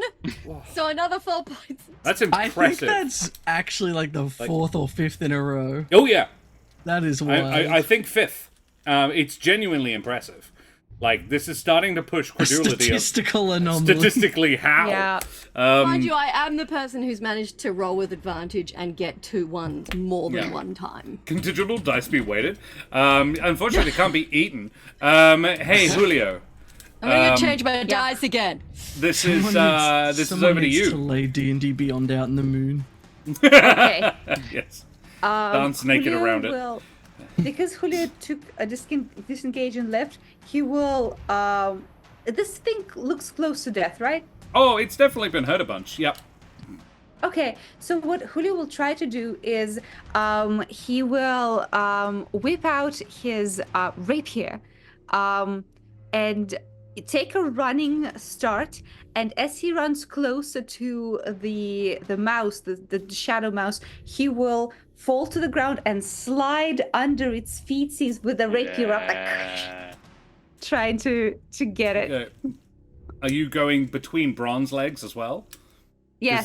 This Jobine is You get your the size. one. But I swear to yeah. God. I love it. Yeah, you left me alone. Now This is you how have no Bron balls. became gelded, yes. Yeah, this is how Julio lost an eye and Bron lost a penis. 16 is a hit, so fortunately Bron doesn't get gelded today. Nice. Yeah. Today is a good No, word. Yeah. my stones! today. My precious stones gone forever. Okay. That's why the fixation makes sense. Yep. Okay. So that's a 14 damage on the Julio, rapier. you've already Yes. told us. How do you do Yes. this? Yeah. So Julio slides in, and you can see shadow entrails and Bone. dick falling off. It's I don't mostly know. bone. These are like skeletal. Oh. The, Okay, so the pelvis Jobine just- ones are, yeah, you just destroy its pelvis and keep on going. Yep. And you sort And of, Julio will slide because he's sliding like on his back and on his side a little bit. He will continue sliding and he will stop next to the Seahawk, kind of in that pose, like, hey. Phenomenal. you do that. Xylophone clatter, exactly. Old like Spyro fucking skeleton sound effects. Brrr. You do that. Excellent. Good job. And with one final scream of pain, the Jabin puffs into purple smoke and fades away. And you find yourselves in a dark basement with a motionless statue of Kren, and panting, a little out of breath, but otherwise like injured but not hurt particularly badly, is the Seahawk. Arrevis Fleet stands and looks at you, says, "You chaps handle yourself well." And Kiki tries to like look more grown up than she is. Like, yes. Mm. Good throwing. So, what was it you were saying about being in a dream? Oh, we're inside your mind right now, and the sword you're bonded with is keeping you here, so you need to like... Well, something is. Well, something I don't think is. it's the That's the only sword. creepy thing you've got on you, I think. Yeah. Have you I got don't- any other suspicious magical items on you? He looks at Kingsley and says, "I don't think it is." I don't Otherwise- think he took an object. Oh, I It didn't. sounded from what from what was described earlier like you tried to take some sort of power. Oh, okay. Yeah.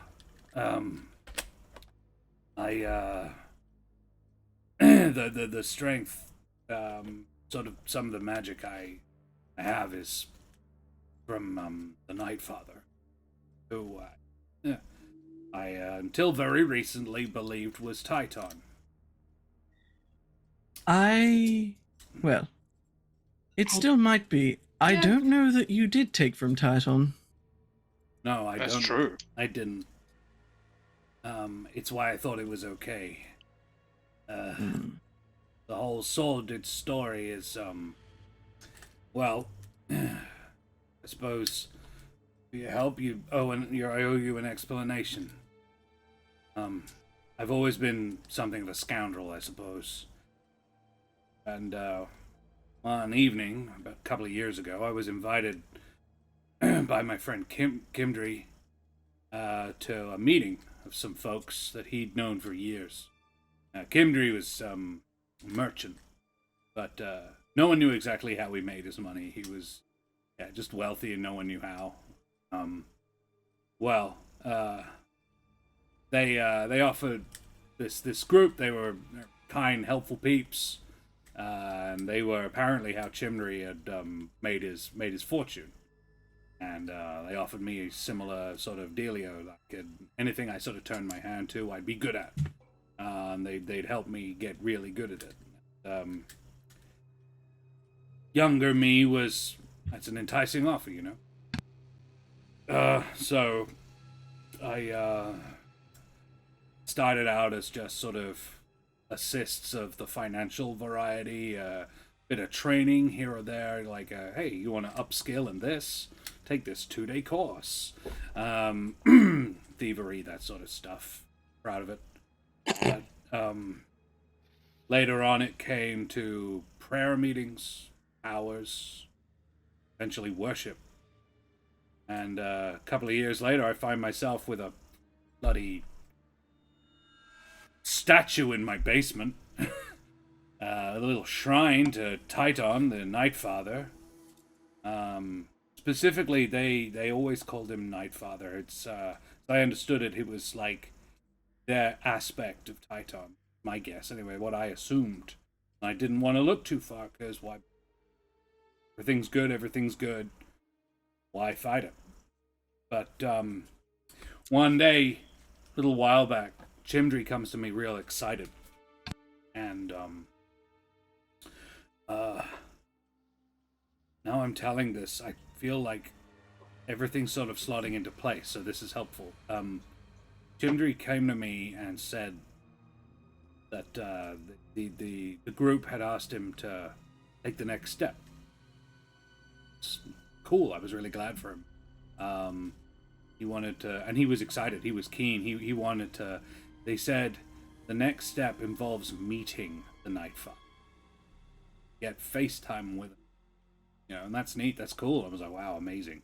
That's really exciting for you, and more power and more responsibility. Yeah. And I didn't know the details. I wasn't invited. I'm sort of glad for him. Didn't see him for a few days, and then he bangs on my door one night,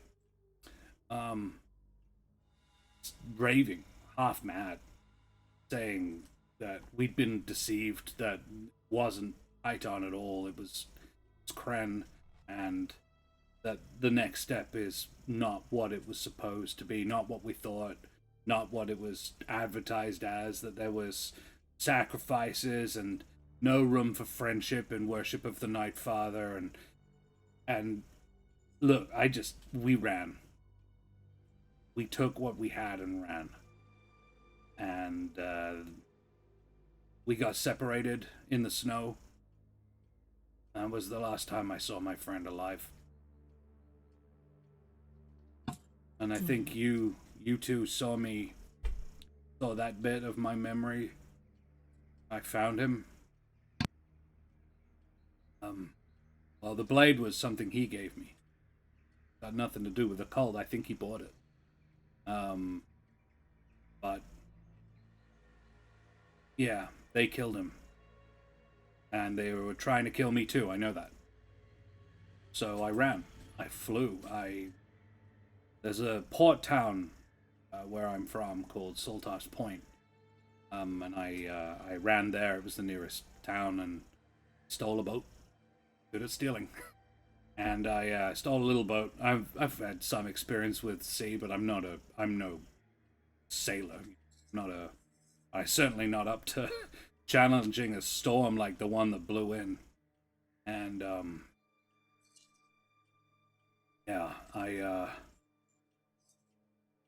my little boat got tossed and turned, and eventually I knew I was gonna die, but I wasn't ready.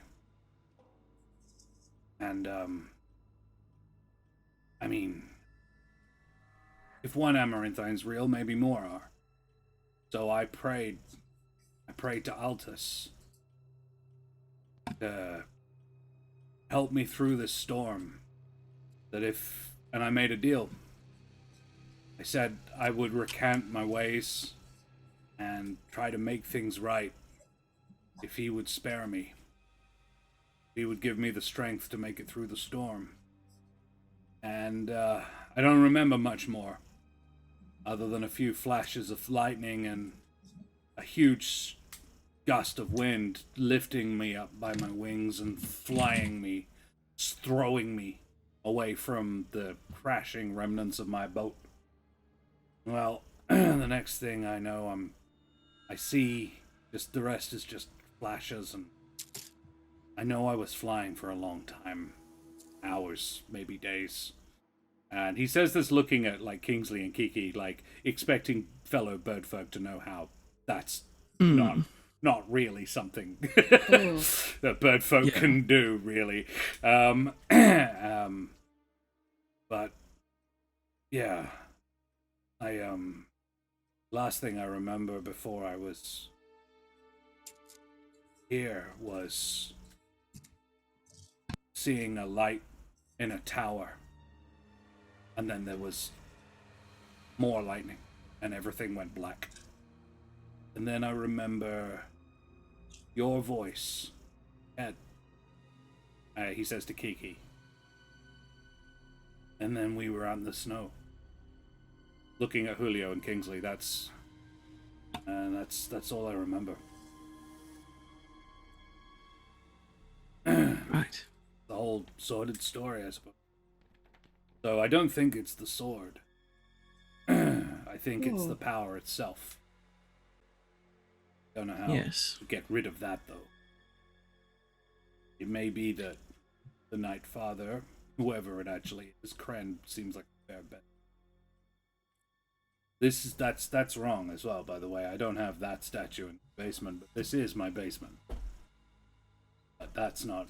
The one I've got is an owl. Same position, same cloak and everything, same scythe. Why I've always imagined the Night Father in that aspect, but it's not mine. Right. Well, we can certainly try. And I think Kingsley's going to turn, and as he's going to step towards the statue and stop sort of just in front of it, and as quietly as he can, kind of under his breath, directing his voice to who knows where, will just very quietly mutter, "Any other ideas?" Oh, love it. Can I? Yes, Kiki. Oh, no, sorry. I'll let this pan up first. Kingsley, make me a religion check. Kiki, ask your question. I would like to examine this statue more closely. Mm-hmm. What check would you like me to roll for it? That would be an investigation or perception. I'm going to burn my inspiration in case I can do better. Ooh. 15. That's a bit better. Hey, that is better. I swapped dice. And I got a 23. 23. This Okay. is a good sign. Kiki, the statue is has been chopped up and damaged by the silver blade of the Seahawk.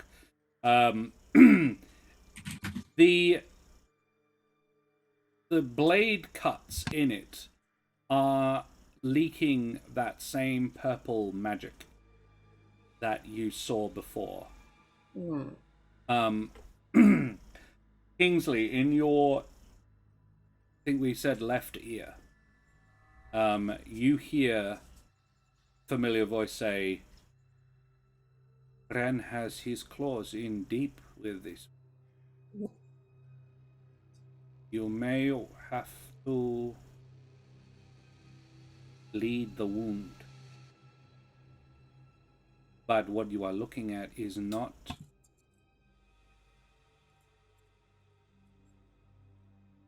don't look into the abyss. It might look back." And yeah, sorry. Is she didn't finish the whole sentence? Is not. It's not a window. It is a door. But don't look into the abyss too long. It might look back. And Kiki, with that 23 perception, you hear just at the edge of hearing a chuckle. I don't want to sound alarmist, but this statue just laughed at me and I'm having a powerful urge to destroy it. Sounds fair. Is it stone statue? It is stone.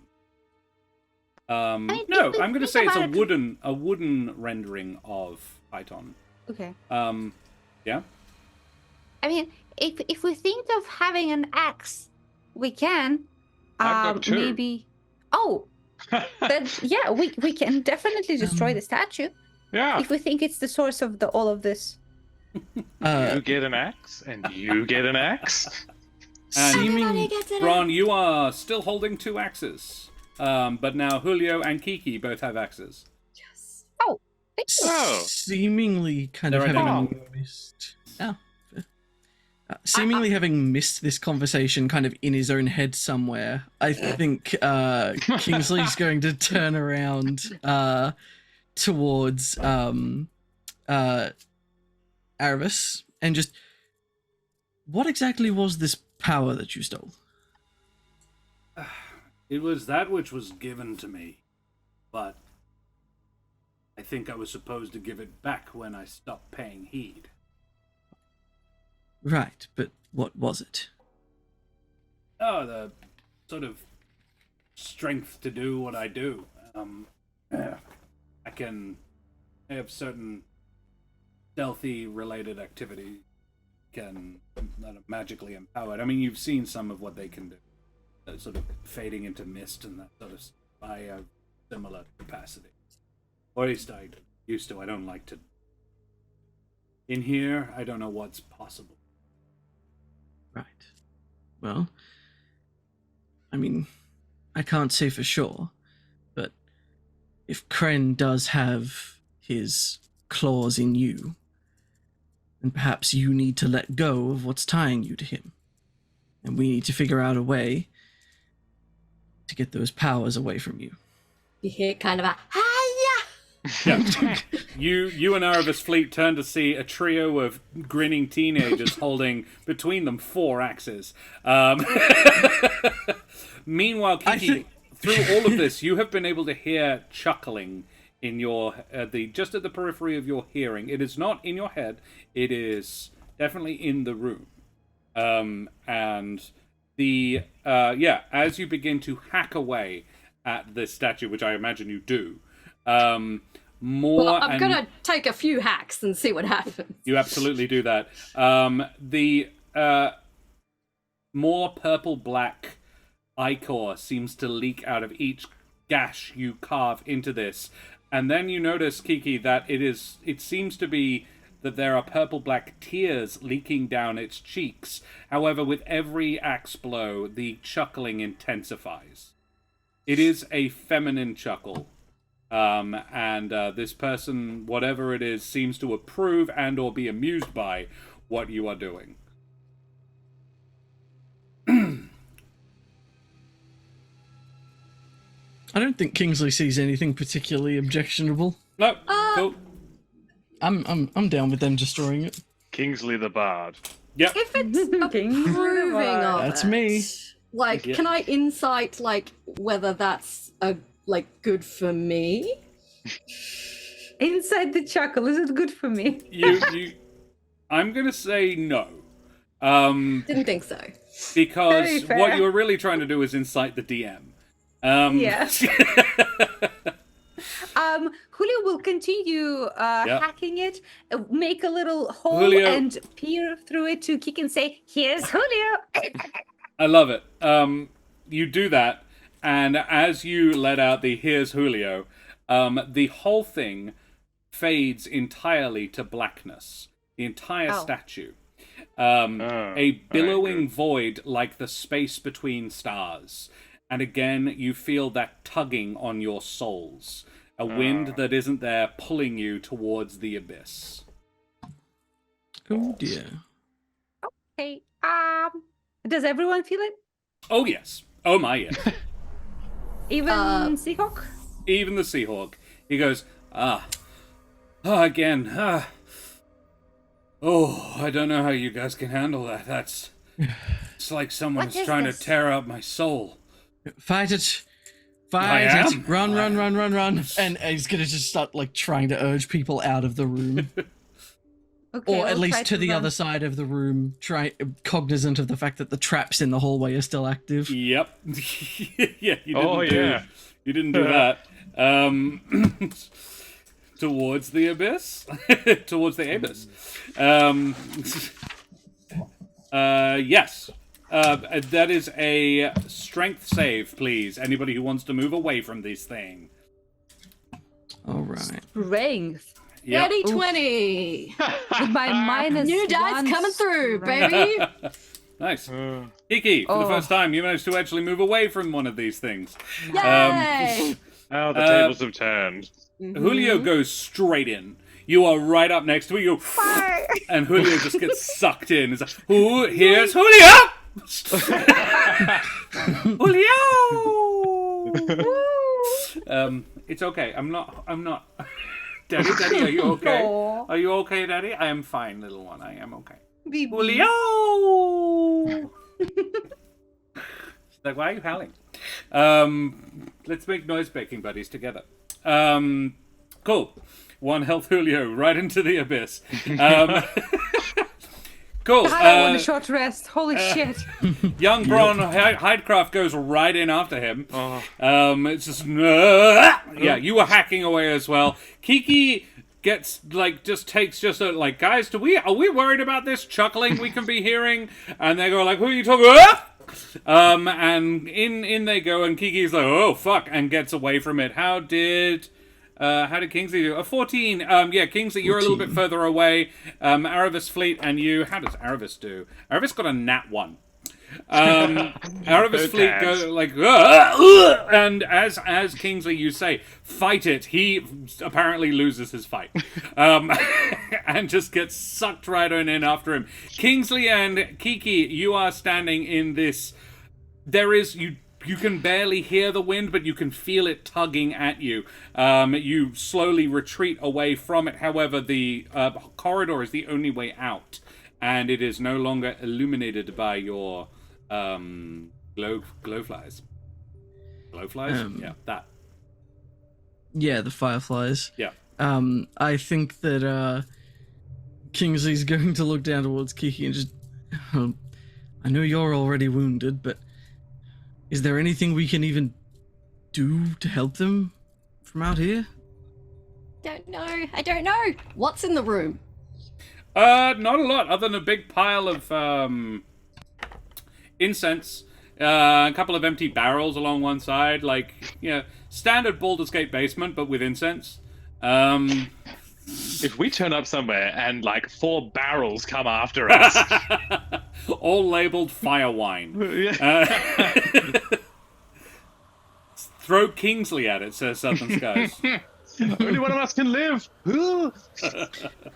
I Wait. suppose... Well, if we can use our mind to create things, maybe we can create... I don't know, a grappling hook?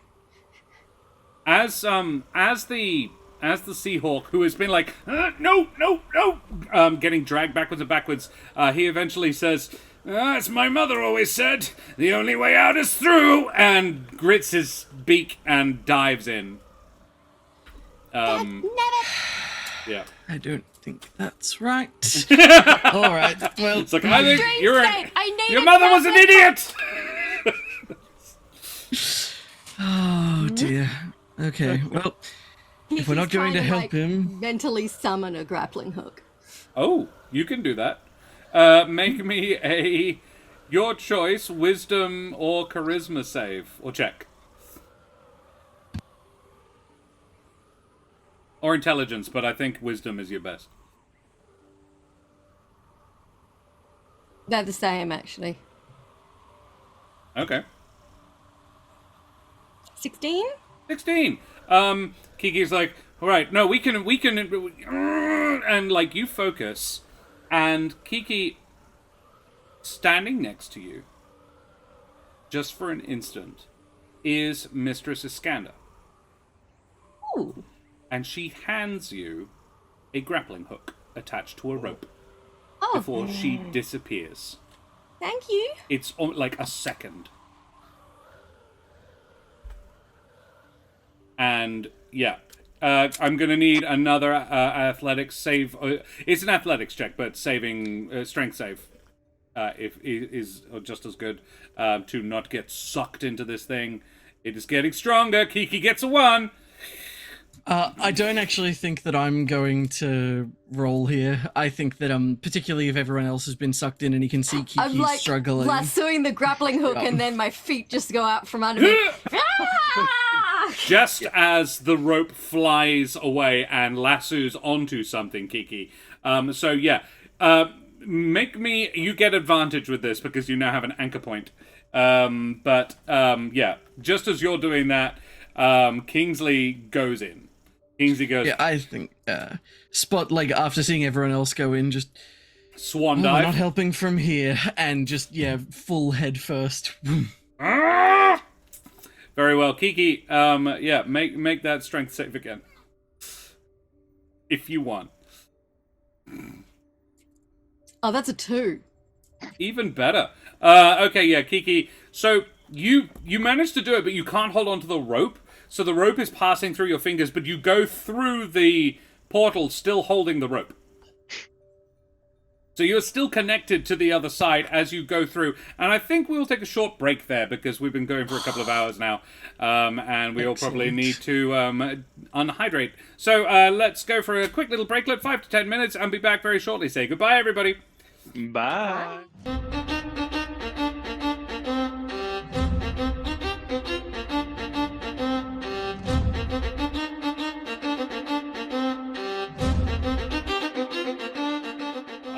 ahoy, mateys. We be back for a little bit more Humblewood. Probably quite a bit more. Let's find out. Yeah, you guys just blamfed through a magical door the shape and size of a statue of Kren. And... because it was one. Right up until it stopped being one and became this void that you got sucked into. And, yeah, coming out the other side, you find yourselves in... the place you land is actually quite familiar. You are in Arloanie's bedroom in the lighthouse. Arrayed on the floor around the bed, within which, sitting up and looking a little confused, is the Seahawk. I don't know this place. I think we did it. All the other places I knew. Are we awake? I think so. Are we awake? Is we see the Alonia lady? here? Yeah. Aloanie does not appear to be here. Actually, question: do I appear to have the bow on me still? Yep. Do I have 2 of the daggers? Yep. And I an think axe. this is... Yeah, this is still a Okay. dream. Kiki, you're holding a length of rope about 3 feet long. It's not attached to anything? Nope. Certainly convincing, but not Can real. I pinch myself? You can. Ow, What where? happened? Feels Oh, painful. on my arm. Mildly painful. Okay. Can I go look out the window? You can. Weird that we're in a place that you haven't been before, but we're still in the dream, but it looks like we're not in the dream. You want my guess? You're in the dream too. You've been here, right? Yeah. That's true. Oh. Technically, we are here. Are we going to go through our dreams? Oh. Gosh, that feels like a while, because I've been out for... I remember been dreaming quite a while now. Yeah, you have. Yeah. If I look out the window, do I see, like, normal sky? What you would expect, except for a massive storm appears to have blown in. Okay, that wasn't there before. And the Seahawk sort of gets out of bed, and he's also in full armor. He was not in his armor while he was asleep. She'd taken him out of it. He was in bedclothes, essentially. Is the weather here always this bad? No. Not always. No, it's not. No. Because I think I do remember this place, but I was never inside of it. This would Where have been you the were light born. that you saw, the last thing. Right. Would have been right. from this room. Well, actually, the one above. The one, yeah, okay, yeah, sorry. Where was Alonie in the room when we went into the dream? If you were in a semicircle around the bed, she would have been at the foot of the bed, standing in between Julio and Kiki. Could I kind of go and stand where I think she is in the room? Uh-huh, yeah. And I would like to try and message her. Ooh. Yeah? What do you say? Just kind of like, Alonie, can you hear me? Ooh.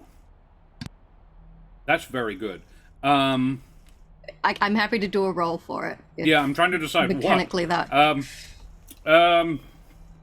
Or are we all alone? I saw it in chat. Didn't make much sense when it was written down. Yeah. Well, that's what I mean. I saw it in chat. I'm like, you've been holding on to that for a few minutes now. Looking for a perfect moment, still was didn't like- find it, but it's all good. The thought that counts. This is what happens when Yeah. Brendan isn't here. Everyone else has to cop Taria's bullshit. I am at 1 HP, let me have this. Oh yeah, did she take some damage from falling through the void? Just one more. Shut up, Dare John! you? No, it didn't fall through a thing. You wake up on the floor. Oh. Oh, don't be so disappointed. you Wouldn't be bitch. hard for you to inflict one more point of damage, but I'm just saying. By words alone. Yeah, one one of us psychic just- damage. Slaps Julio. He does. Oh. Let us say a wisdom or charisma, straight wisdom or charisma. They're both the same. Let's see what we get. 7. I don't think it's going to work. The trick with the message, you do need to be able to see the person. I believe there's an exception if you know the... You can cast this spell through solid objects if you are familiar with the target and know it is beyond the barrier. Okay. Magical silence, 1 foot of stone, 1 inch of common metal, a thin sheet of lead, or 3 foot of wood blocks the spell. Then I apologize. What do you say? Oh. Aloni, can you hear me? And very, very faintly, you hear back, "Oh, there you are, dear. Yes?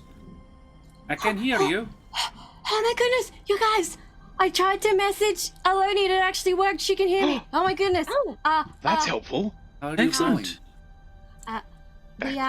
We are in the lighthouse where you put us to sleep, but Yes, I have not moved you. you're not here. I think it's the night he arrived. That is what you can see where you are? Yes. And you have found him? Yes. Is he okay? He's a little upset. I love that. I think you are saying all of this out loud. Like you're not whispering it. But it's like everyone else is listening to everyone is listening to the other side of this phone conversation. The Seahawk goes, "Look, I've had better days. Wouldn't you be?" So you can come out now, yes? That's the problem. We don't know how to make us come out. You then need to wake him up. Wait, I should try something. And Kiki, you feel as if someone is shaking you. Though you do not, very weird. Though you do not move. You are in no way feel physically obligated to move, but you do also feel like you are being shaken. I felt that. It didn't I don't think it worked, but I felt it. Oh. Try slapping me. You feel very gently a tap on your cheek. Oh, come on. Put some welly into it, Aloni.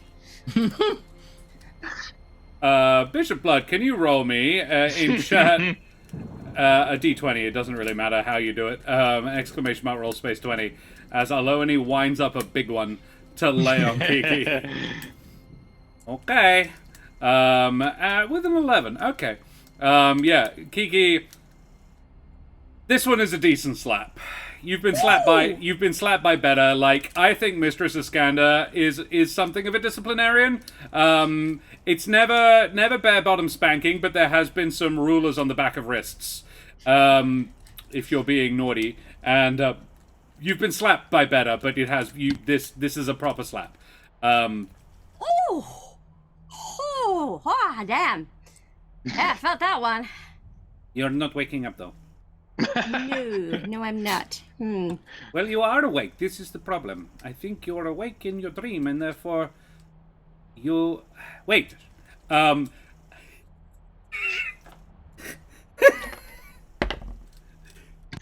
Seahawk all of a sudden goes, "Ow!"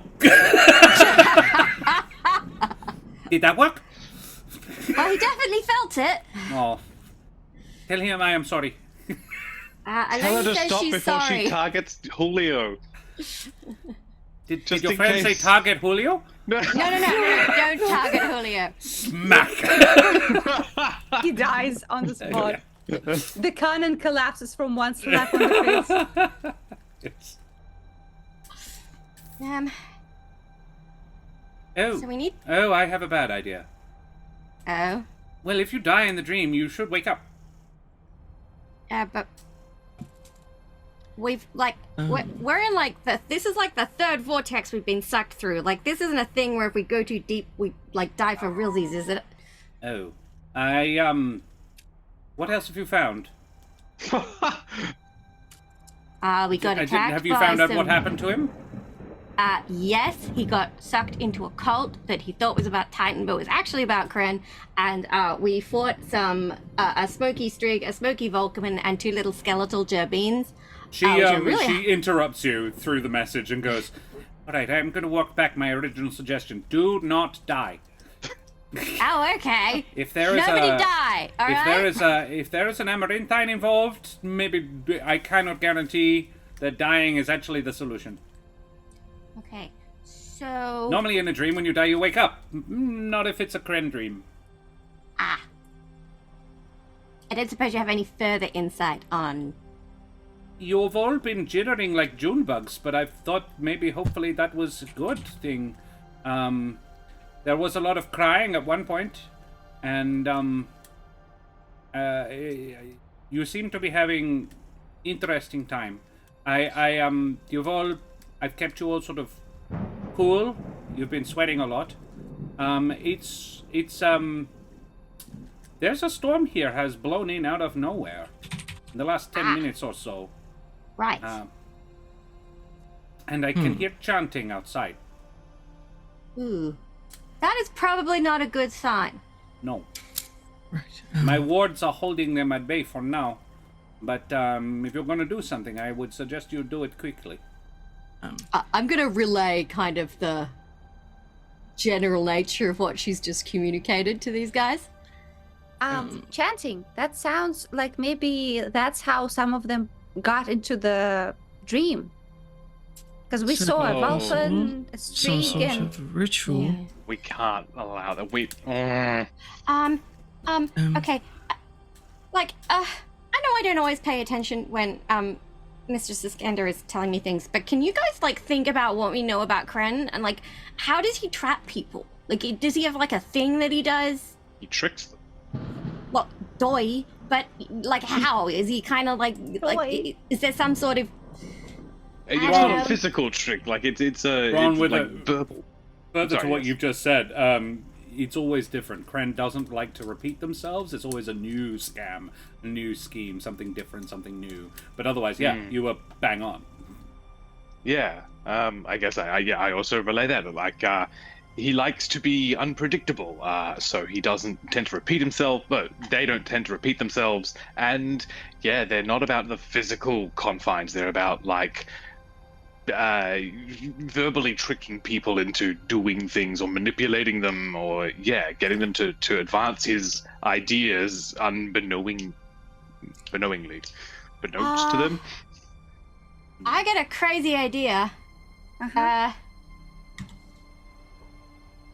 Arrevis, Yes. I need you to renounce Kren.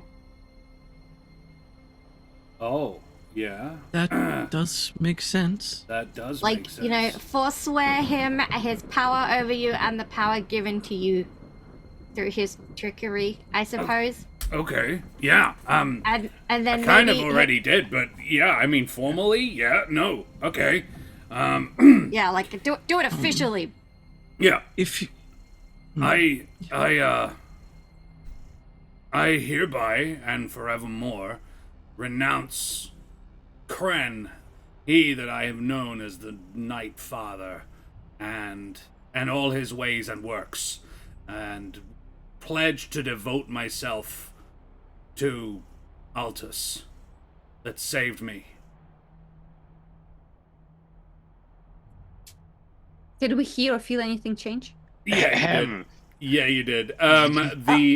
A bolt of lightning outside, actually,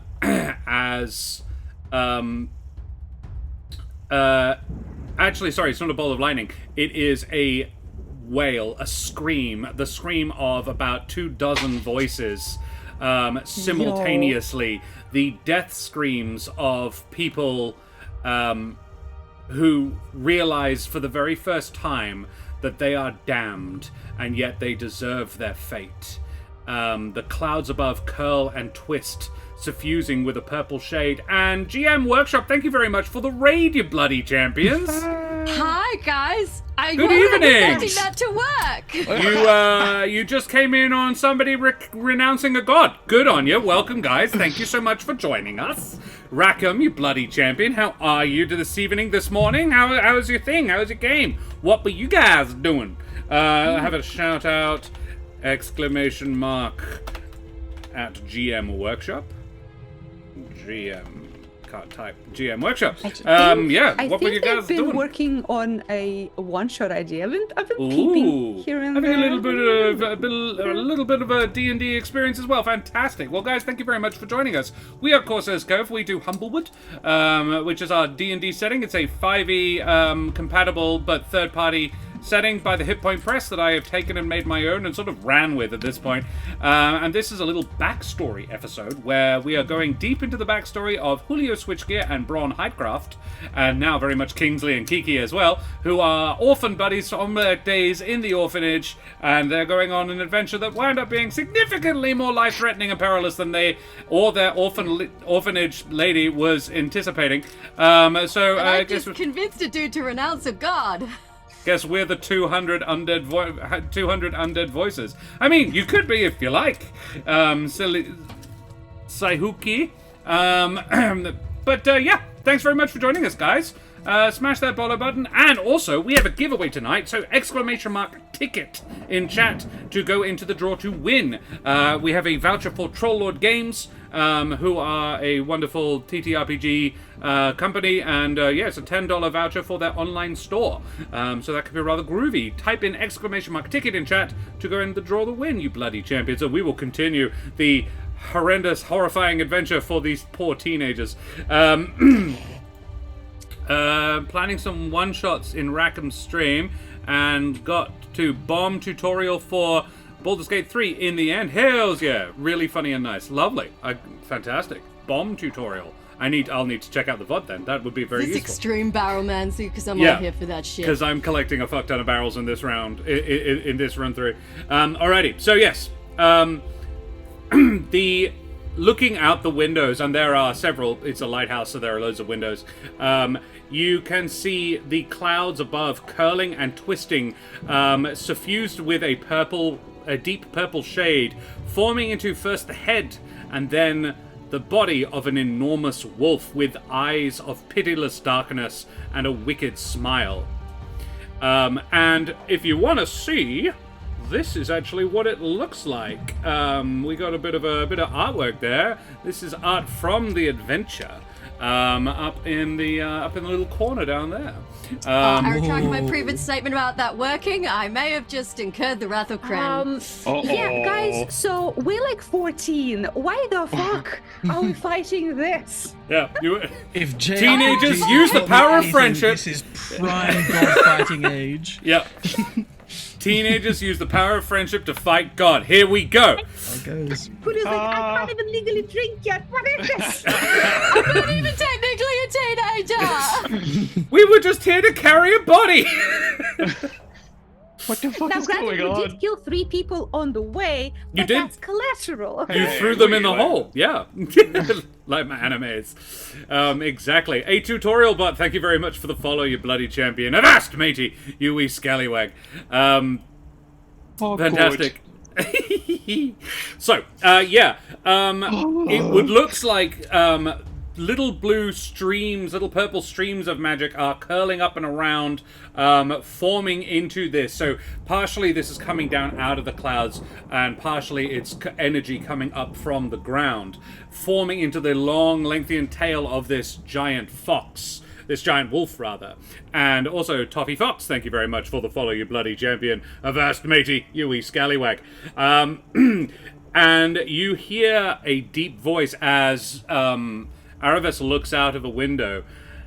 None can be allowed to leave the fold, Arrevis Fleet. I thought you understood your purpose, that you could see what we strive for. But in the end, you were weak. Just another weak little bird, without the strength to see what must be done. So instead, you must die, that many more can be saved. The apparition bares its fangs and lunges at the tower, shaking it to its core, stone and masonry falling into the crashing waves below. What do you do? How? Jesus. I have an idea. Please, Bron, anything. Mine was How- to scream to Aloni for help, so you go, man. Is this Kren made Yep. of cloud and darkness? Yep. I'm gonna say maybe everybody, let's go upstairs to the light.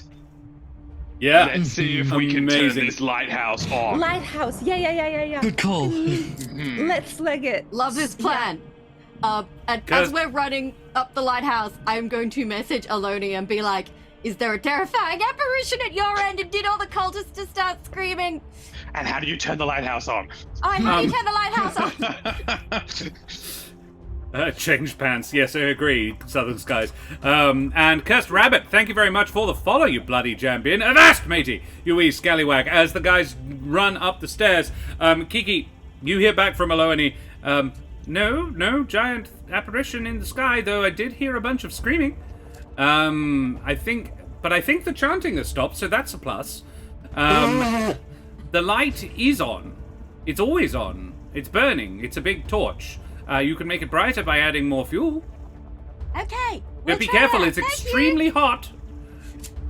It's That would be very a great hot, guys. Be careful. So are we. No shit. But be And careful, it's Julio extreme. flicks Cut his off. magnet toupee. The toupee that The toupee, Oh, you- he's not wearing I it. think You you cut out moved. there a little bit. Quiet Aw, fucking cat steps on every fucking thing. there. Oh, Look at his Iriska! face. Look at her little face. Very well. Let's go do that thing. You dash upstairs, Bron. I think I know what you're about to do. Do you want to have a little bit of a flash of genius? As I yes, do. you get up to the top. This area is a lot more open to the elements. It is archways all the way around, so wind and rain can come in from every direction. Actually, there is no rain, but there is a fuck ton of wind, and a really angry giant wolf is like savaging the building, trying to scratch its way in at you. On your way up, can you all please make me either acrobatics or athletics checks to sort of dodge damage coming in through the walls? We get Kiki, got a 15, not bad. Julio gets a got to get a filthy 20. Kingsley with a 3, and Bron with a 12. The two who had health take some damage. Oh, that's fucking good. So I would have died from You this. would have died. Yeah. Shit. Okay. Okay, good to know. Kingsley, you take a full 9 points of slashing damage as a claw just rips through part of the tower. Bron, you did better, so you're only going to do D4. That's 7. Oh my god. Okay. How As you get to the much top, do you have? can I get One club, let's go. Cursed Rabbit, would you roll me !roll space the number 20? So !roll space 20 in chat, please. Because this is for Arrevis Fleet. He's also got to do this, dodge boy. Or actually athletics. That's easier. Do that. !athletics to see how Fleet does. So you make it up to the top. Everybody survives. Cursed Rabbit gets a 10. Okay, alright. That's not enough. Do we have any healing? Including his bonus? I'm checking his bonus now. He's a +5. Okay, no, that is enough. Hey. That is just enough. Let's go. No, that's not bad. It'll do. And he actually had hit not points to dead spare. yet. But, yeah, he had a +5. Rolled. Okay. No, just athletics. Just !athletics. Yeah, but it doesn't matter. We did the thing. It's essentially exactly the same thing, Cursed Rabbit. Cool. Yeah. Still 9 more than Kiki's average earlier. oh, Southern Damn. Skies. I mean, No love. you're no love from correct, chat, but holy shit. how dare you say something so hurtful and yet so Hurtful and true? yet so true. Yeah. Cool. You make it up to the top. Bron, in the center is a large pile, is a brazier. It's like a large metal bowl, and surrounding it is large glass lenses that sort of make the light shine brighter and further. In the corner is a big pile of wood and also a jug full of oil. And yeah, are you gonna have a bit of a flash of genius of how to make this as bright as possible? So I would like to. I think Bron would immediately, like, having heard what Kiki relayed from Aloni, would be like, wood, oil, and then would start looking at the lenses to see if he can get them to kind of like, like the jeweler's glasses to like line up and reinforce each other instead of spreading it out to make a condense beam, it in a one laser. beam. Yes. Lasers. You're gonna fight a giant wolf with a big ass With a laser. a Vulpin space laser. I love level Welcome 3. to Cortez Cove, Raiders. Heck yes. Make me an intelligence check. Jesus. With advantage. Oh, thank God. I said it before I saw the roll. Yeah. Oh, fucking Jesus. But still, it's not much better. Oh, okay. Oh, shit. My intelligence check. That was I did roll an intelligence check. Yes. The dice Okay, are hidden, well- Southern Skies. Oh, how curious. No. So this takes you a minute, basically. It's just not okay. instantaneous. So... Because the core idea is absolutely fine, but it's going to take a minute. I will need another athletics check, but not just yet. You guys here in the corner, maybe it's not enough to just renounce one. Maybe I need to ask help from another. O Stormlord, he that challenges the wind and rain, hear me. I ask not for salvation, but for vengeance. If my last act is to face this deceiver, then I ask only for the strength to banish it, that others may not fall under its sway. There is a piercing scream of a hunting owl, and the blade is struck by lightning, and the crackling along its length are blue sparks, and he just starts hacking away at the wolf whenever it comes close enough to it, and just bolts of lightning jump off this. I bought you some time, kids. Anything else? Any other bright ideas? Him doing that has reminded Kiki that they're still in the dream, so she can still technically try to summon things. So I want to summon basically a smoke bomb sort of thing, or fireworks. If smoke bomb is too intense narratively, fireworks is would do. amazing. Fireworks is amazing. Kiki, make me a religion check. Can I please help her? Because I have team tactics. I can use my help action as a bonus action. I'll do that. Yep. I love that too. What does it look like when you do that? So Julio, I don't know if he has personal experience with many smoke bombs, but he is a rogue. He has seen what it means to like disappear into the smoke or into a fog. So Recently. he will just try to explain like the not the mechanics, but like the feeling of how it is to be like completely submerged in smoke, so that I can help visualize it. Does this mean a roll with advantage, or do I add something? Okay. You roll with advantage. Do it. Come on, dice. Don't fuck me up now. Oh my god. I did oh my say god. roll on physical dice, woman. Because Because the the randomizer Your is fucked. dice. It's not even funny anymore. What the dice, man? I do have. I have got one a thing. I got a 15, which is a Yeah. 14. Okay. That's much fucking better. Fucking roll Yeah, physical now, seriously, Karen, roll please. physical dice. In fact, you know what? I'm gonna say fuck the randomizer because it ain't coming up random. I'm not seeing any. So you know what? I'm gonna put the picture of Karen back up, and you guys can all roll random. You can all roll actual dice. Why not? Hell Why have the yeah. click clacks if you do not roll them? All right. Okay, Lucky chicken dice. Bron, I want another intelligence check from you, please. Okay. My dice are in the other On room. your actual physical dice. Go get them. We'll talk about Karen Yes. for a minute. Karen and... So, Julio, you clasp your hands around Kiki's as she is sort of, like, focusing really, really hard. She looks a little bit, because she's a kid that doesn't really, you're all really quite inexperienced. I think she looks like she's praying, like how you've been taught to pray. And Julio sort of wraps his paws around her claws and mutters to her, "It's like this, and you disappear into the mist," and yeah, that sort of thing. And Kiki, you standing behind Julio, you see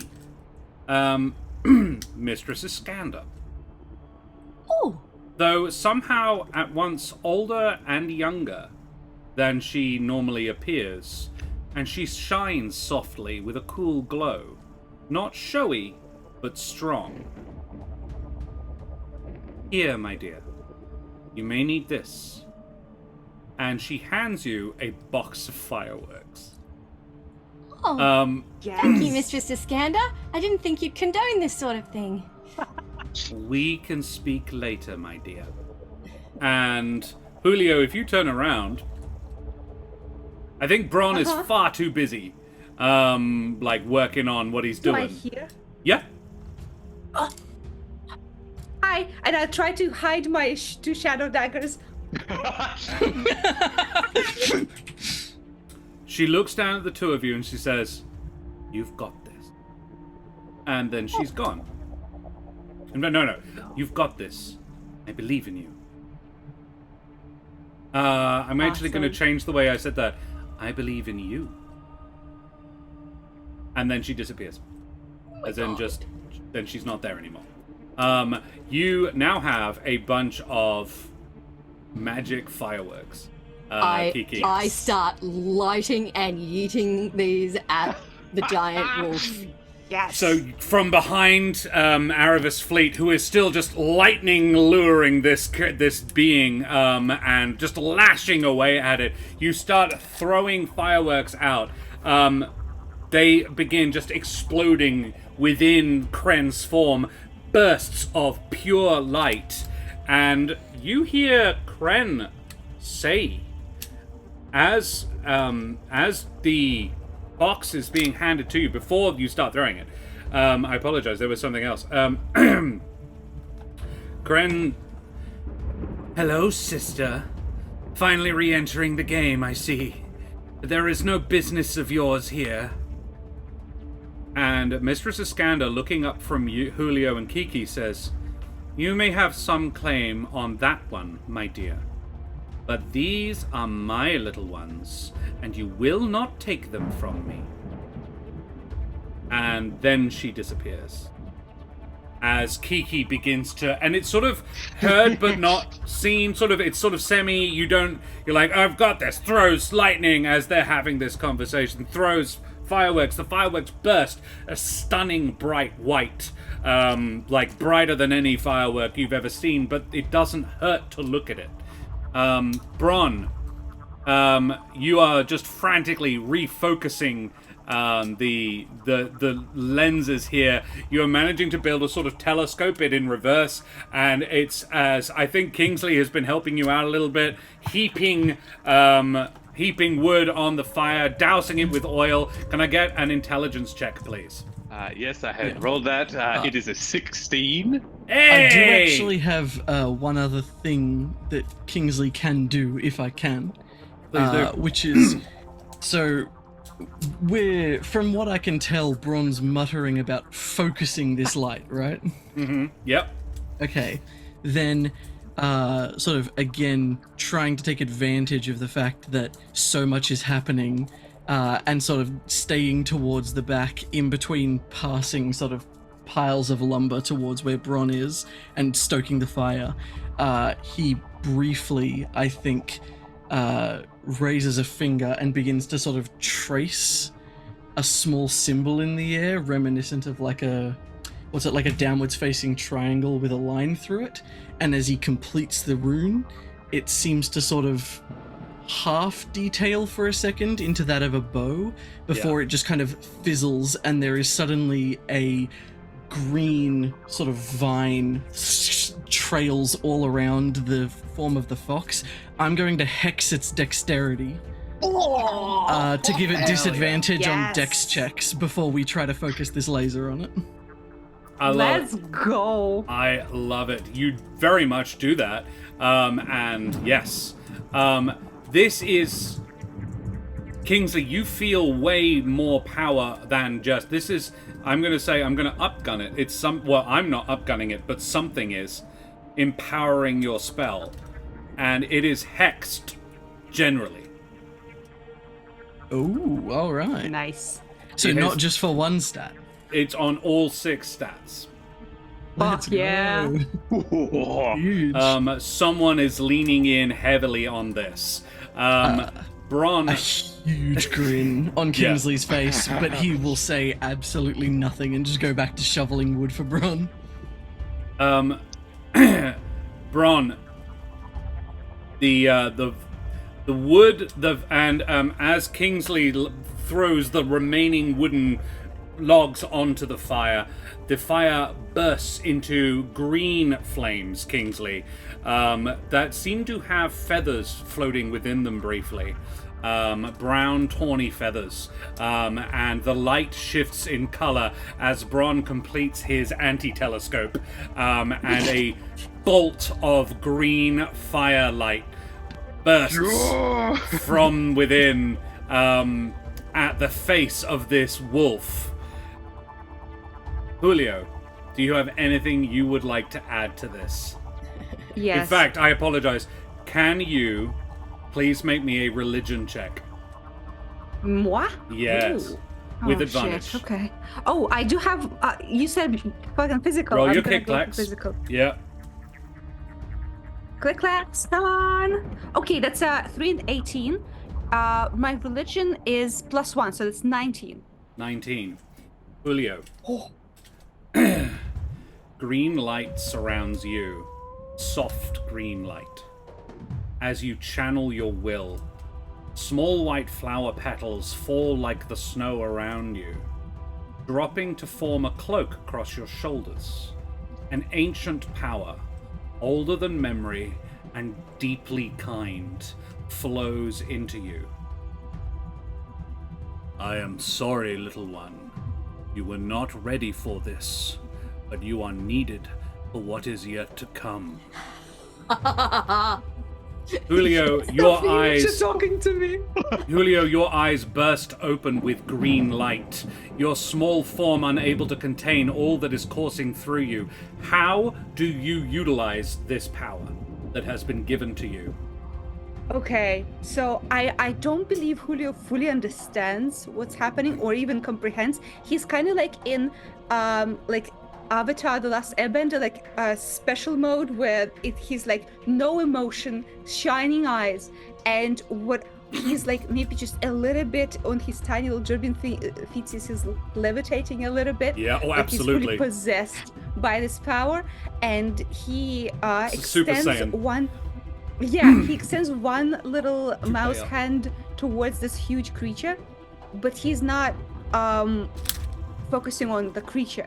He's focusing on the storm behind him, and he imagines sun shining through the stormy clouds, and these rays, when the fireworks lighted from the within, the amazing beam of light that Bron and Kingsley created shines from this side, from the other there's like halo of light covering, so it has nowhere to run from the shine. From the light.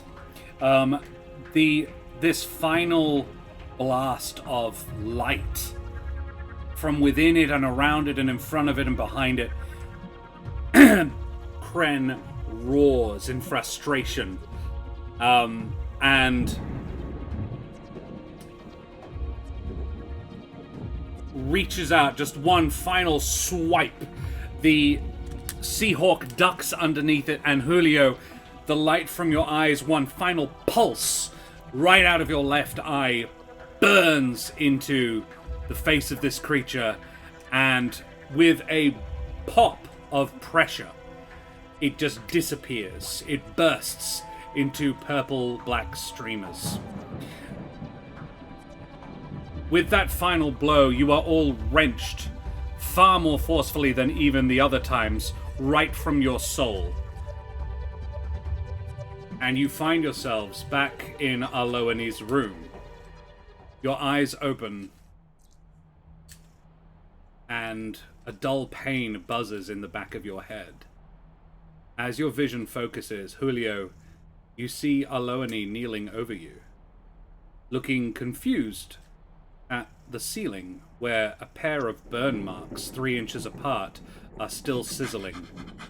Holy shit! I'm Cyclops from X-Men. She glances down. Oh my goodness. Thank heavens you're awake. Can you open your other eye, darling? I will need to check.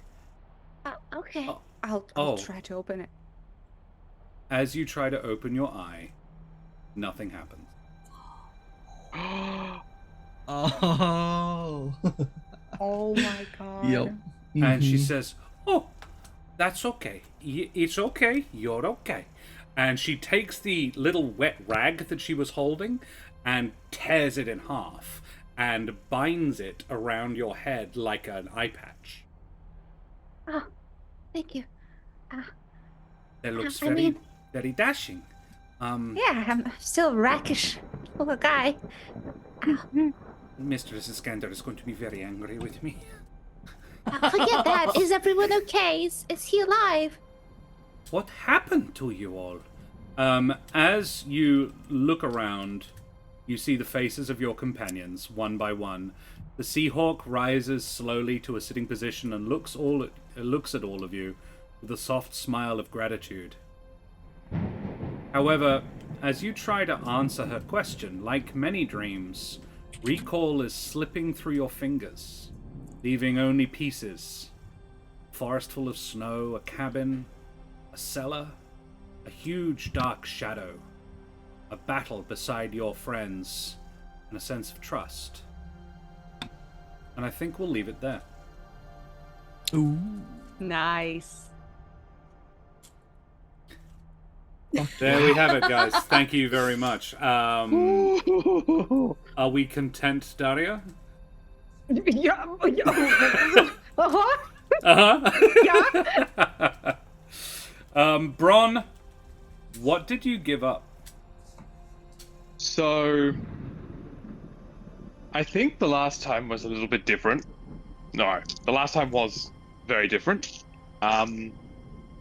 Whether it was just the fact that there was all of this kind of amaranthine stuff going on, or whether maybe the machine he built was a bit too strong. But that last flash of inspiration felt like he could feel the magic rushing through his mind, like the blast. But it didn't leave it untouched. Like it was kind of like a big river, and whether it was the fact that it was very strong or just the fact that he'd kind of poked holes in it before, something a bit more significant happened this time. And yeah, again, this is all completely, he didn't make a choice, but the holes, they grouped together. Instead of being a couple holes separated by some space, there was now a big hole. It didn't have the integrity anymore. And so this is where I had to rush off. You might have seen me earlier, rushing around trying to find notes from last week. Here it is. Yes. So all of the little things, all of the little memories he gave up kind of reconnected. And what happened, what he lost this time was... I don't know if there's a word for it, like social regret. He doesn't regret anything social anymore. He doesn't. He still likes people. He did this because there were his friends around him and he likes friendship. But if people don't want to spend time with him, he doesn't make the effort. He doesn't understand. He no longer seeks things from people. Oh. Gosh, I wish I Yeah. could do that. That'd be great. Sounds pretty good. So It's like he's become yeah. not ADHD anymore. Like, Sort of, but also it means he's going to be quite when Julio met him, he was quite isolated. And for instance, in 10 years in the future, or however far ahead our actual day-to-day campaign is, if you asked him, hey, have you ever been lonely? He doesn't conceive of that anymore. No. He doesn't know what that is. He just is it. It seems like in the 10 years, when Julio comes back in the future, he didn't get any new friends. He got Kingsley and he got Julio. And that's it. Yeah. Yeah. He doesn't Doesn't go need 'em. make... Yeah. So he just... It's... Yeah. Could be kind of helpful and like cool at times, but probably not so great in the long run. But, you know, that the whole... Because it was magic rushing through, magic filled it.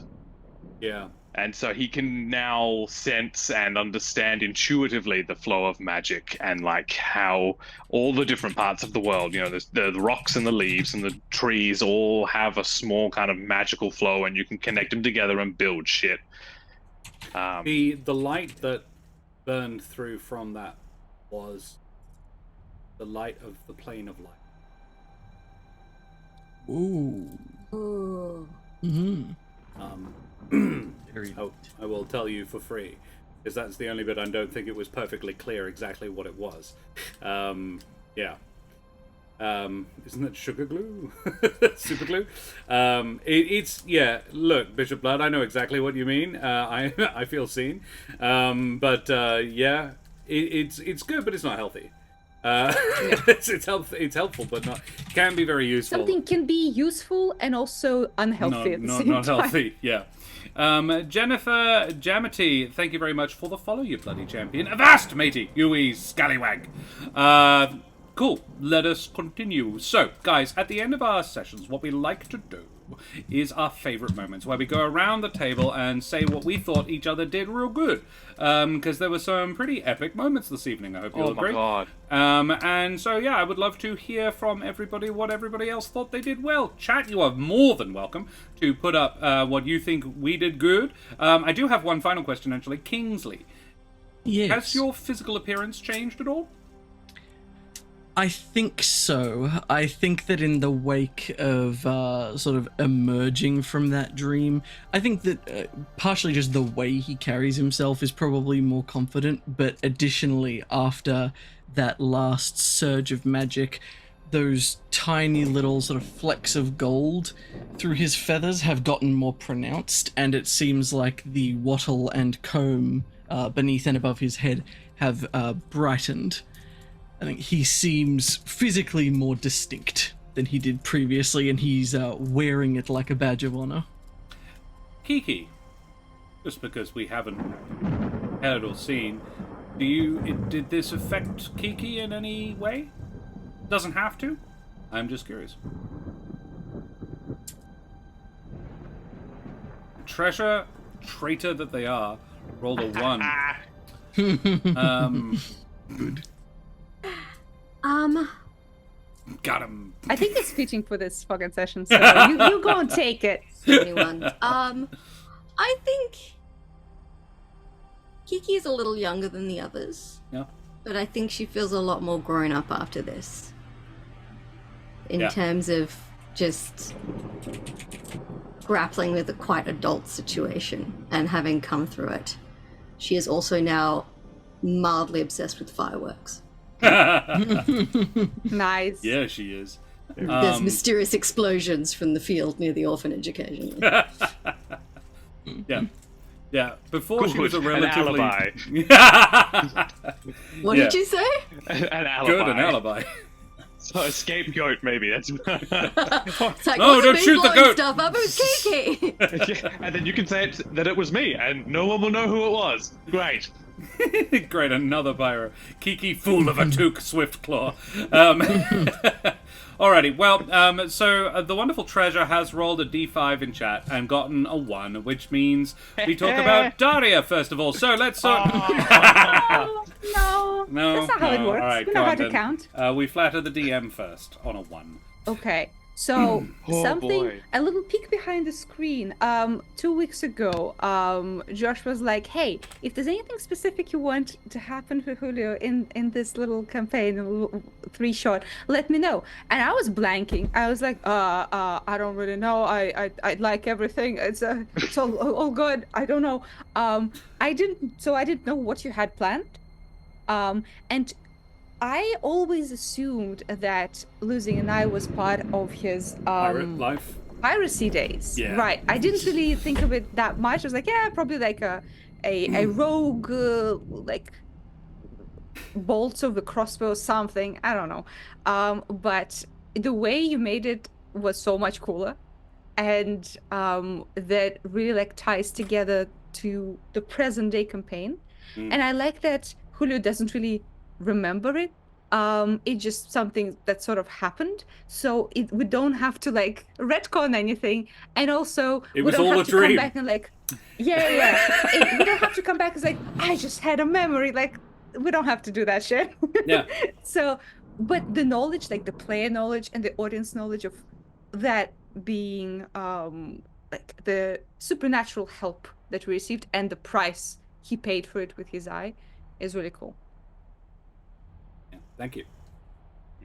Yeah, Bron forgets he lost something. Exactly. Yeah.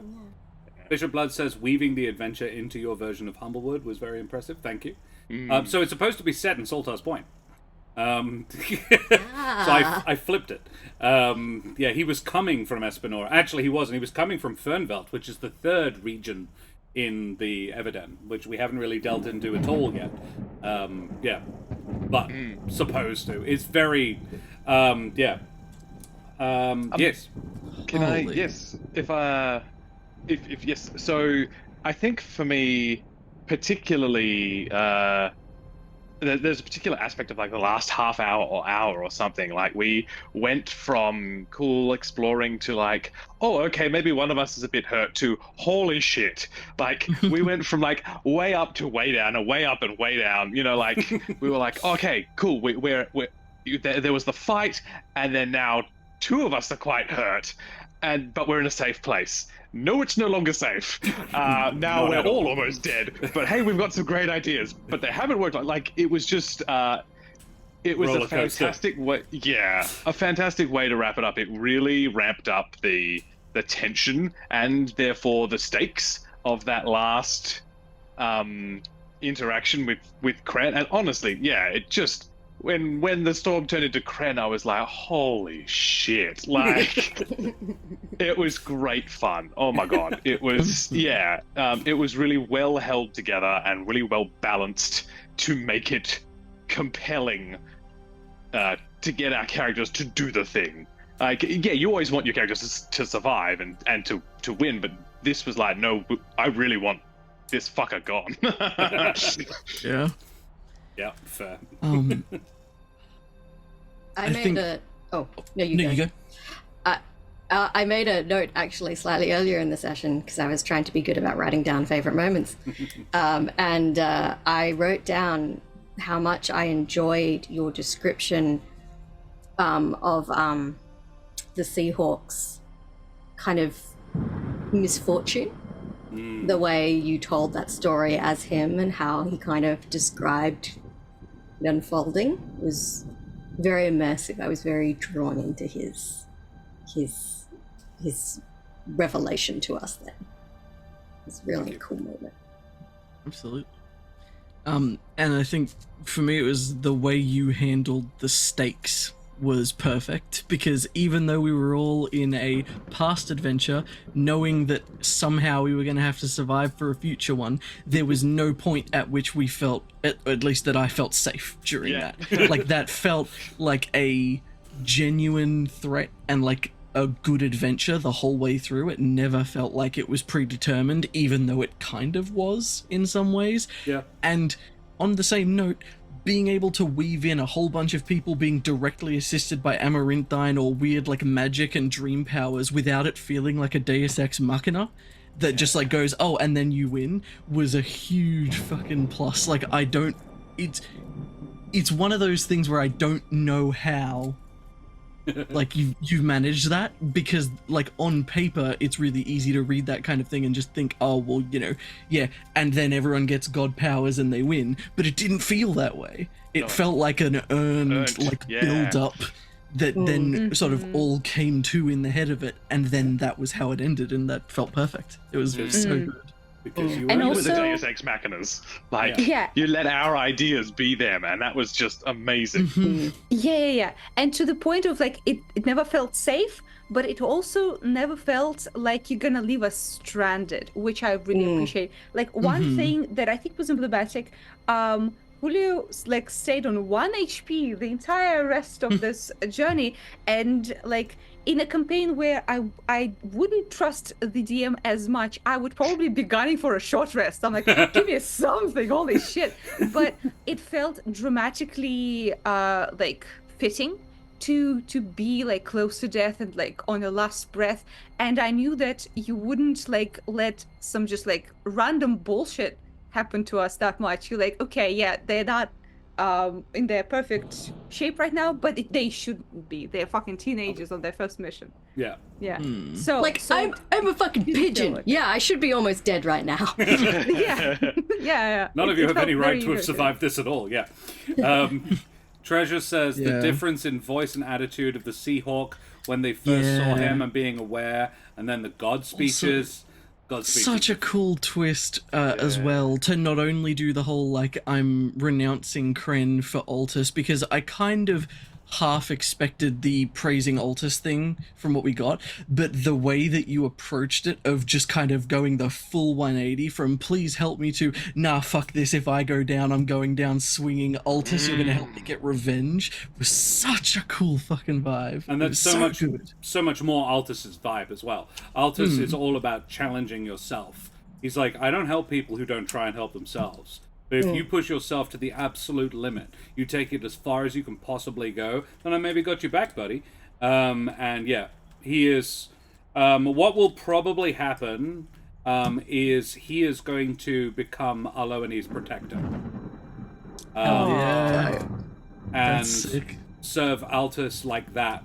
And occasionally he will like and not just her protector, but also like use the lighthouse as a way of spotting those in need of help, and full Batman that shit, like, and go out and save people drowning at sea, using the powers of Altus. He's dead set a warlock of Altus now. Hell yeah. Yeah. Sorry, I think no, we call it Bard here, don't we? We call it Bard. You shut the fuck up. Nothing's happening. Look away. Look away. Bishop Blood says the Nothing Kren to cackling as well. Oh, yeah. Yeah. And just, in fact, the storm clouds turning into Kren. I was like, storm clouds, Altus, oh, we're fire. Oh. Shit. Yeah. So this is how I have. I said to Karen earlier, I would tell you what the big brain boof, loading screen moment was. I knew the big fight was coming. Supposedly, this big fight happens in the real world. But my brain putting it went, in, like, the that would be final so layer much of the cooler in the dream. final layer of the dream, and gives you so much more room to be awesome because you're not as constrained by the laws of reality as such. And- There it is possible for fireworks to spontaneously exist. yeah, and then I had two more moments like that today. The first was the realization that something Catholics don't appear to understand, that gods are not limited by time. And if something's a god, it doesn't need to be a god always for it to still have the power of a god. Omnipotent, all-powerful, that's what it means. Julio's big old tree buddy, Julio is future pope, the once and future pope. And that was one of the big brain moments that I had today. The other was, holy shit, Mistress Iskander. Yeah, what's up with that?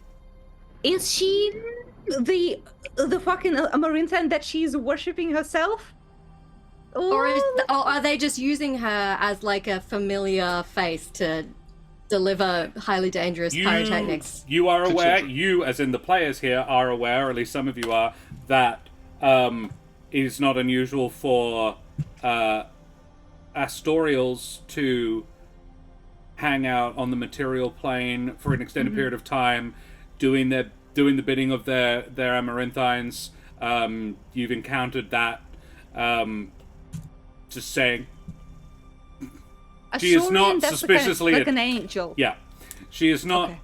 suspiciously attractive. But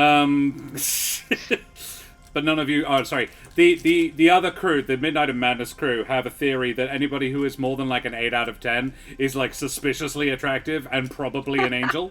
Have you heard? Oh my goodness, there was a like a fanfic, but it was about like if Harry Potter. In that world, somebody from the 3.5 edition got summoned accidentally and had all of the like spells and stuff. But that character had a theory because like a little bit of meta gaming and tabletop gaming of like if somebody is described with 3 adjectives, they're a main character. Yep. And like so it would go around asking people like, how would you describe this person? Oh yeah, I guess they're tall and like good looking. 2 adjectives, probably Okay. like NPC. Major NPC. Yeah. That's great. What's with the number of charisma teens and 20s in this party? No. Kingsley is not yet an Astorial. Yet, okay. He's on the way. I mean, yeah, he's already buddy with a deity. Not at all. As a But bard. he's a bard. Yeah. He's a bard. As a bard. That's yeah. why they like me. I mean, Julio is fun. in at level 10. Julio is like 2/3 of the way to Astorial himself. All he needs to do is finish making the god first. Then he's like right up there. Right? Yeah, you just cool. Well, my favorite meme moment of today was actually a note I made and I think it's possibly my favorite note I've ever written in a campaign. It was. Describe the scene as the acolytes of 3 Amaranthines, an elemental plane, and a not yet god banish the manifestation of a 4th Amaranthine. Good note. Good And I was direction. just like, I wrote it down. I was like, I don't know what it's going to look like because I don't know what the fuck any of them are going to do, but I'm pretty sure this is what's going to happen. So yeah, I really enjoyed that. I really enjoyed bringing all of those little threads together of giving a peek at their futures, of hinting at how it's going to happen, of managing to thread in how Bron becomes an artificer, managing to thread in how Kingsley becomes a bard, managing to thread in how Julio loses an eye, and then bonus bullshit, add in some stuff about Kiki and Mistress Iskander maybe. I feel like Kiki has a side business in fireworks in the future. Oh, definitely. Like, Julio didn't visit her, but yeah, she's definitely a successful business lady making explosives in the city. Friends. Yeah. Bron is Oh, friends. definitely. Yeah. Yeah, this It's is the right next to the tea house. Yes. signature. It is as firework far blend. away from the tea house as the tea house master could possibly engineer. Like, he's quite an important and famous person. He was like, city planners, do not greenlight that near me. Anywhere else. There were bribes involved. Yeah. Like, a lot of the old town is very flammable, just not there. Cool. Anywho, let's talk about somebody else. We flattered me very thoroughly, and I appreciate the heck out of it. It was also really, really nice too. Often when you rebadge stuff from when you're running a module, it's not uncommon for you guys to compliment shit that I didn't write. And none of that got done today, and I was like, yay, I feel like I earned all of these things. You should. It was incredibly fun and edge of the seat kind of play. Yeah. It was a cracking adventure. All right, 1d4 in chat, please. No more nice things said about me. I don't need any more of this.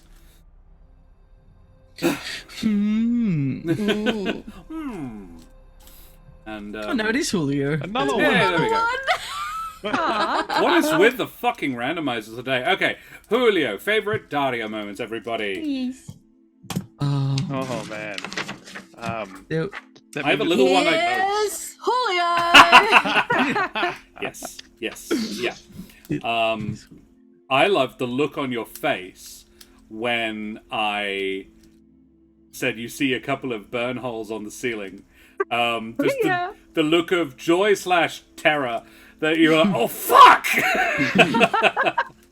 That was That is cool. very fun for me, and I really enjoyed that. Yeah.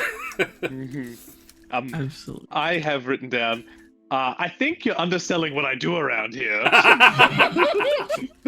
Just such an amazing moment. Yeah. True, but hilarious because also Kiki was also kind of right. Yeah, at that was point in actually time. my favorite Kiki moment, where she says, "And Julio cooks really well."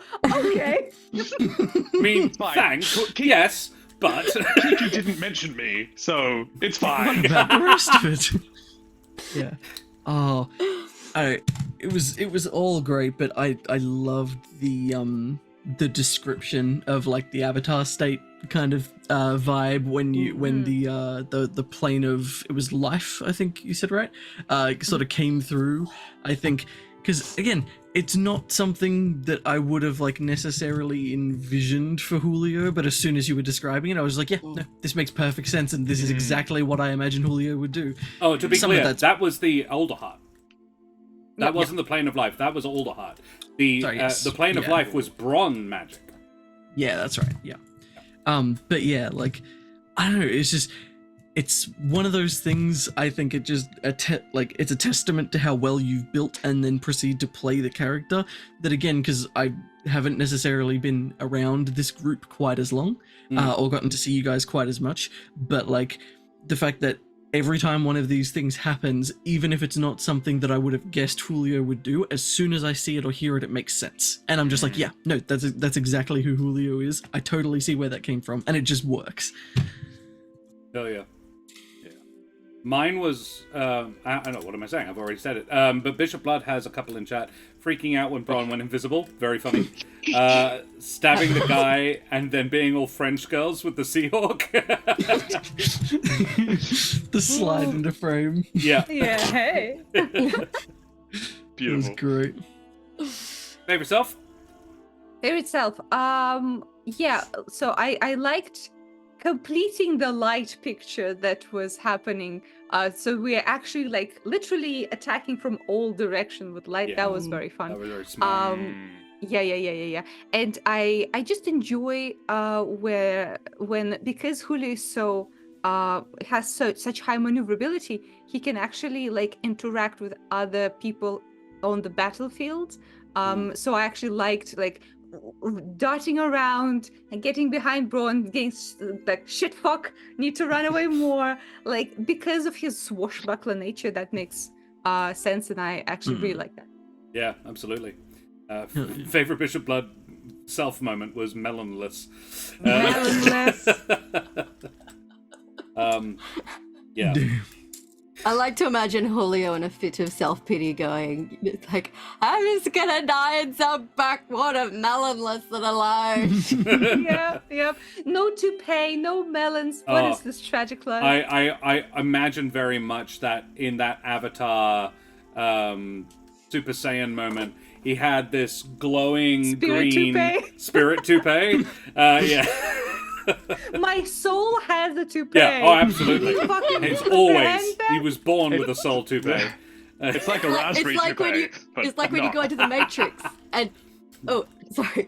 It's like when you go into the Matrix and you become like the image of your digital self, and Yeah. Julio always has it too. Yes. Huge breasts and a toupee.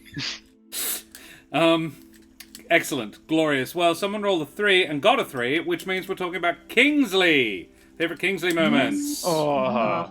So many. I will go to the relative beginning of the session, and the way you used Fairy Fire to highlight the traps. Yes. Really cool. Yeah. That's really cool. Yeah, like obviously Kingsley has done real cool shit later, but I liked that. That was creative, and it painted a really cool picture. Yeah, Thank very you. smart. Yeah, I think just your use of magic, like it's smart, but also really well drawn out in the world. Like, I'm going to cheat here and use this to cover 2 points. Haha. The first is hexing Kren. Yeah. I was just like, fuck yeah, because theoretically I might have missed. And that would have been hilarious, particularly if the DM tried to make me roll. There was a high chance that they would have missed, except if they're disadvantaged. Like, cool. But then the other point was when you said, nothing to worry about, we've got you. such a lovely combination of like magic, but also the personality of the character coming through at that time, and just a really cool blend of like, I'm going to use magic, but not to magically solve the issue. It's going to like power me solving the issue. Yeah. Thank you. Bishop Blood says, further to that, I think, laughing but then playing it off as being cool. Like, whereas it was like, I've got your back. He says, as long as you've... I can't remember exactly what I responded with as a Seahawk, was like, as long as you make sure they don't have my back. I think he was referring to Kiki, as long as it's not her. No, I don't think he was saying that. No, he was talking about the as long as you make sure that nothing else stabs me in the back, sort of, was what he said, whilst being sort of charmed by you a little bit. Kiki definitely interpreted it that way, because she had just missed a whole bunch. And he's like, but not her. I was like, I don't She feel heard, threatened by her at Don't all. let the pigeon guard me. She'll fuck it up. I really liked you.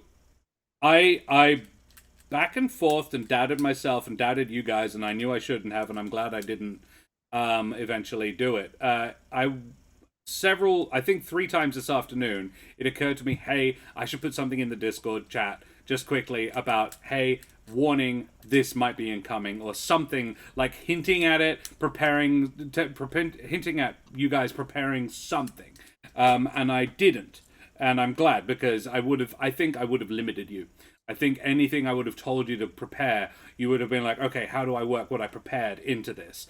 I did not anticipate you going up on the roof and using the light to banish the darkness. No, Really? didn't. I didn't. What did you think we were going to do? I had no idea. I didn't actually give any thought to it at all. I was just like, they'll figure it out. There will be a way. They will choose something. They will do something. They could either try and go downstairs and leave. And they were like, okay, well, we're in a place. But you figured out so fast that you were not in the real world.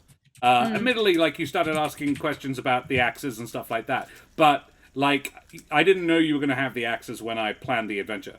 You just said, hey, I have axes. And then you had loads. It was because you said, you get an axe, and you get an axe, and you get an axe. And I was just like, well, he's just making more axes. And I think you imagined giving all 4 people axes, so you had 4 axes. But I didn't, and my favorite Zach moment was seeing what was being gone for and going with it. Just absolutely going with it. Intuiting that we are going to all use our god magic to banish this being, and making it make sense, making it work as an ability that you have that is very in character for the Amaranthine you are quietly associated with, still doing it in a subtle way that I don't think anybody else would necessarily have noticed, even though it's a dream, no one will remember any suspicious activity from you anyway. I did build in that safety net for your secrecy, but I love that you played that all the way through. Very consistent, very logical, very sensible, also very cool character. Thank you. Yeah. A little detail moment I really liked was when you did your Fey presence and the description of how you manifested your Fey presence, and scared the shit out of Wonderbean and really charmed Kiki. The description of like the golden peacock tail unfurling, I was just like, oh fuck yes, that would be terrifying and or charming. That's great. Mounted on that chicken. That chicken. The unholy offspring of a chicken and a peacock. Yeah. Yeah, pretty Empowered much. by a hawk. With buckles. Yes. Yes. I was there for it. It was good. Thank you. Yeah, I don't know. I think Kingsley's a lot of fun. I think I really, I suppose a small thing. I will probably post it to the Discord later once I've had some time to review it. But I kind of got struck with inspiration halfway through the session, so I've spent some of the downtime in between writing what turned out to be a 1,700-word poem retelling the events of what happened in this adventure. Wow. Let's So go. I'll probably put that in the Discord later That for is the fucking epic. for my bard to have passed on to the I was world. just about to say, amazing disguise, but you're definitely bard character. Yes. Hell yeah. But I think in terms of like an in-game thing, I really just I like describing magic just generally with all of my characters. It's one of my favorite ways to like flavor things, and I think like Kingsley, I think, is one of the ones that I've enjoyed the most. I think finding ways to work what he has in terms of his power and where it comes from into his magic without being obvious about it has been like a really fun challenge in a lot of ways, and sort of splitting the differential has been interesting because I do have like there's a couple of sneaky ways I've hidden to distinguish what's coming from where and things like that, which is fun. But he's just a fun character to play, just in general. He's just a good dude. I remember the chat when we were building him initially, or rather when you were building him, and I remember a distinct message I sent to you was, "I'll do you one better. Try Rhea." And and you were like, "Oh, that's much better." Yeah, I thought it was just like, here, this, and yeah, that bounced real good. Excellent. Absolutely. Cool. Yeah, I'm so happy with where it's gone. Alrighty, we need a D2 in chat, everybody. To choose between Kiki and Bron. A 1. Bron! Bron. Oh, no, it is a 1. Sorry. I Have mean, they all been fucking 1s except No, for there was that a 3. one? Yeah. Oh, there was there was 3. 3 ones so far, yeah. 3 Yeah. 1s and a 3. What the hell? It is a thing. Alrighty, let's So- flatter Bron. For Bron, I mean, the immediate one is how seamless and like genius was the idea to go to the lighthouse. As soon as you started saying like we have one thing, and I'm like, holy shit, he's right. Yeah. And like the fact that we went to the lighthouse and had this epic fight was so cool, and it made perfect sense that Bron was the one to suggest it, because like a fucking course, of course he's gonna just like create an amazing laser beam out of the lighthouse and blast the thing. Like it made so much sense. What a great way to write an emerging artificer. Yeah. Like put him in a very stressful situation where he has a chance for greatness, for something that has never been done before, and just see him flourish. It was so good. Yeah. Yep. I'm also a bit surprised that the lighthouse light was not planned, because I had made a mistake earlier, and I was like, oh yeah, you can see the light from this room, and Josh went, no, that's the room upstairs, and I was like, oh yes, of course there would be one. And so in my head I was like, oh, Josh has planned this all out. I knew I knew what it was. I just didn't know that you would use that to do it. Oh yeah, that It was feels very cool. big brain. I thought it was very cool. Yeah, I did not anticipate that. I long ago stopped trying to anticipate players. I used to in my early days as a DM, I would always write in how I thought it could be done in case they didn't figure it out. But that was more partially me doubting myself for making it too hard or not hard enough, or me doubting the players, or me doubting the players of like maybe they just won't be smart enough. And I long ago learned that they will figure out a way, particularly if you are open to a way that you had not thought of. If you to the point of if you write a way to solve it, you limit the options of the cool abilities that they will come up with. You have 4 brains to my 1, and John is a very smart man. And I was like, he came up with something real clever. I might have come up with that too if I'd given it any thought at all. But I didn't, because I was like, they're going to figure it out. Why bother? Why waste emotional and mental energy coming up with something that I don't have to solve? This is their problem to fix. I'm just the person who makes it and then agrees whether or not it'll work. So yeah, no, that's all you, buddy. Bishop Blood says the Cheshire Cat moment, and I really, really enjoyed that too. Yes, Damn you, Bishop! That was mine! That was also mine. I really liked going full Vulpin on that Jobeen. Just go, I'm just like, because this is I imagine, angriest any of them have seen Bron. Yeah. He doesn't get aggressive. And he won't anymore. Yep, and he just gave away all of his aggression. Yeah. Yeah. I think I'll throw in there as well, because I was also going to say the Cheshire Cat, because the description that you gave of that with like blending into the incense and everything in particular and playing into that angle of you being a Vulpin was awesome. Yeah. But also I really liked that last sacrifice, because similar to what I said last time, where it was like, again, it was like something that sounds innocuous, but then the more I thought about it, the more I was like, oh, like I'm seeing how that shapes Bron. It was exactly the same thing, where it was like, I heard that last one and I was like, okay, like I think I get it. And then the more I thought about it and the more you explained and the more I sort of realized the actual implications of what you were doing and what you were giving up, kind of just, I guess, like finished that transformation again of like suddenly the Bron that I had played with in that other session just fully made sense. Yeah. I understood everything about where he had come from. I knew what he'd given up to become that. And it was like that thing of like, oh, that's how he wound up kind of like, you know, living on his own, tinkering with things. That's how he gets so obsessed with sort of like each new project and why he's always working on that, but never seems to be bothered.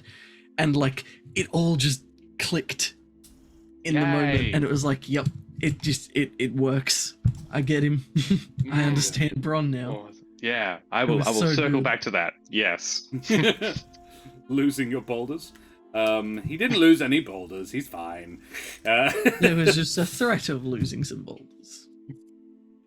It's always good to know that there's at least one way it can be done. I've seen encounters with no survivability.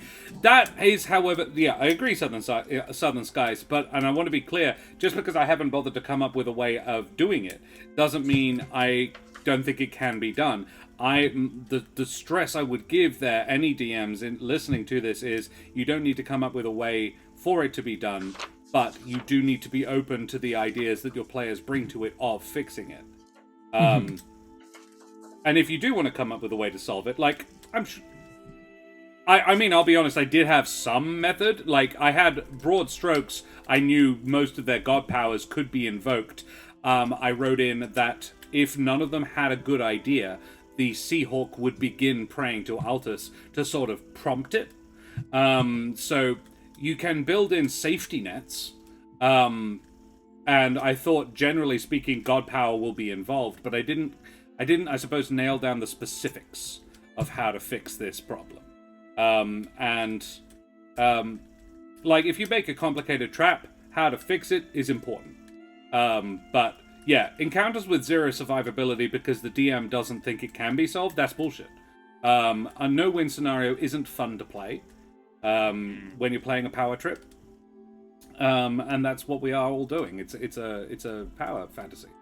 The goal of the DM, I have always believed, at least in a game that doesn't have a very specific intent, like a horror game or something like that. Cthulhu is a little different, but in my 2 cents, D&D has always been about, you are here to make these people feel like gods.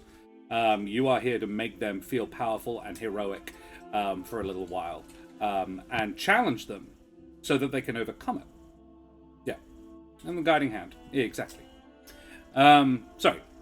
I thought of a, because Bishop Blood totally stole my Cheshire Cat moment, which was dope. I loved your choice to turn invisible in that moment. When 2 of your companions were almost dead. Little motherfucker. And you were just like, you know what? I'm going to do something really cool. If it had worked, it would have been amazing. I would have chopped that Jabin in half. It was still amazing, even though you didn't chop the Jabin in half. I really liked that. I really liked that it opened the door for me to be able to slip in.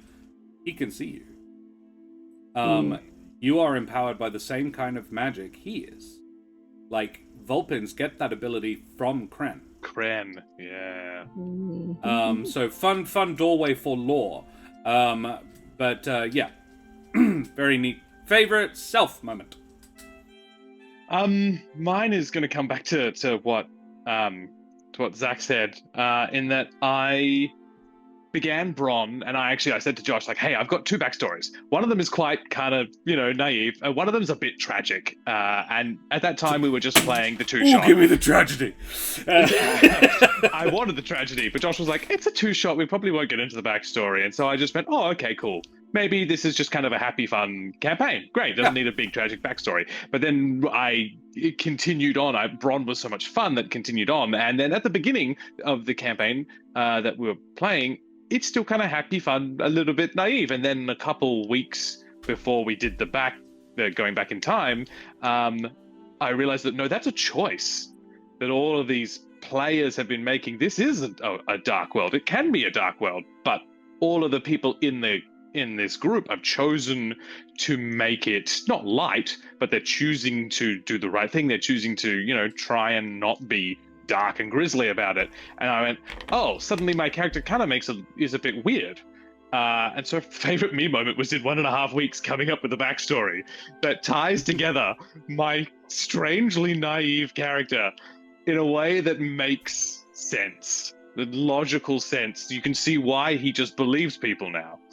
Yeah. Because he doesn't think they're going to lie. He doesn't think people have ulterior motives. He doesn't understand manipulation. He doesn't understand that because there's an essential part of him that's gone now. And it is a little bit tragic, but it's not tragic. He's alive. He's still functioning. It's just there's a bit that's missing, but he's still having fun and enjoying himself. And yeah, it explains how he is perhaps maybe a bit naive, but without actually being naive. Yeah. And it all kind of came together. Yeah. And I'm just really happy that it all came together. Yeah. A himbo. Yes, from emo to himbo. Absolutely. Not a And common Now transformation. there's a reality TV maker.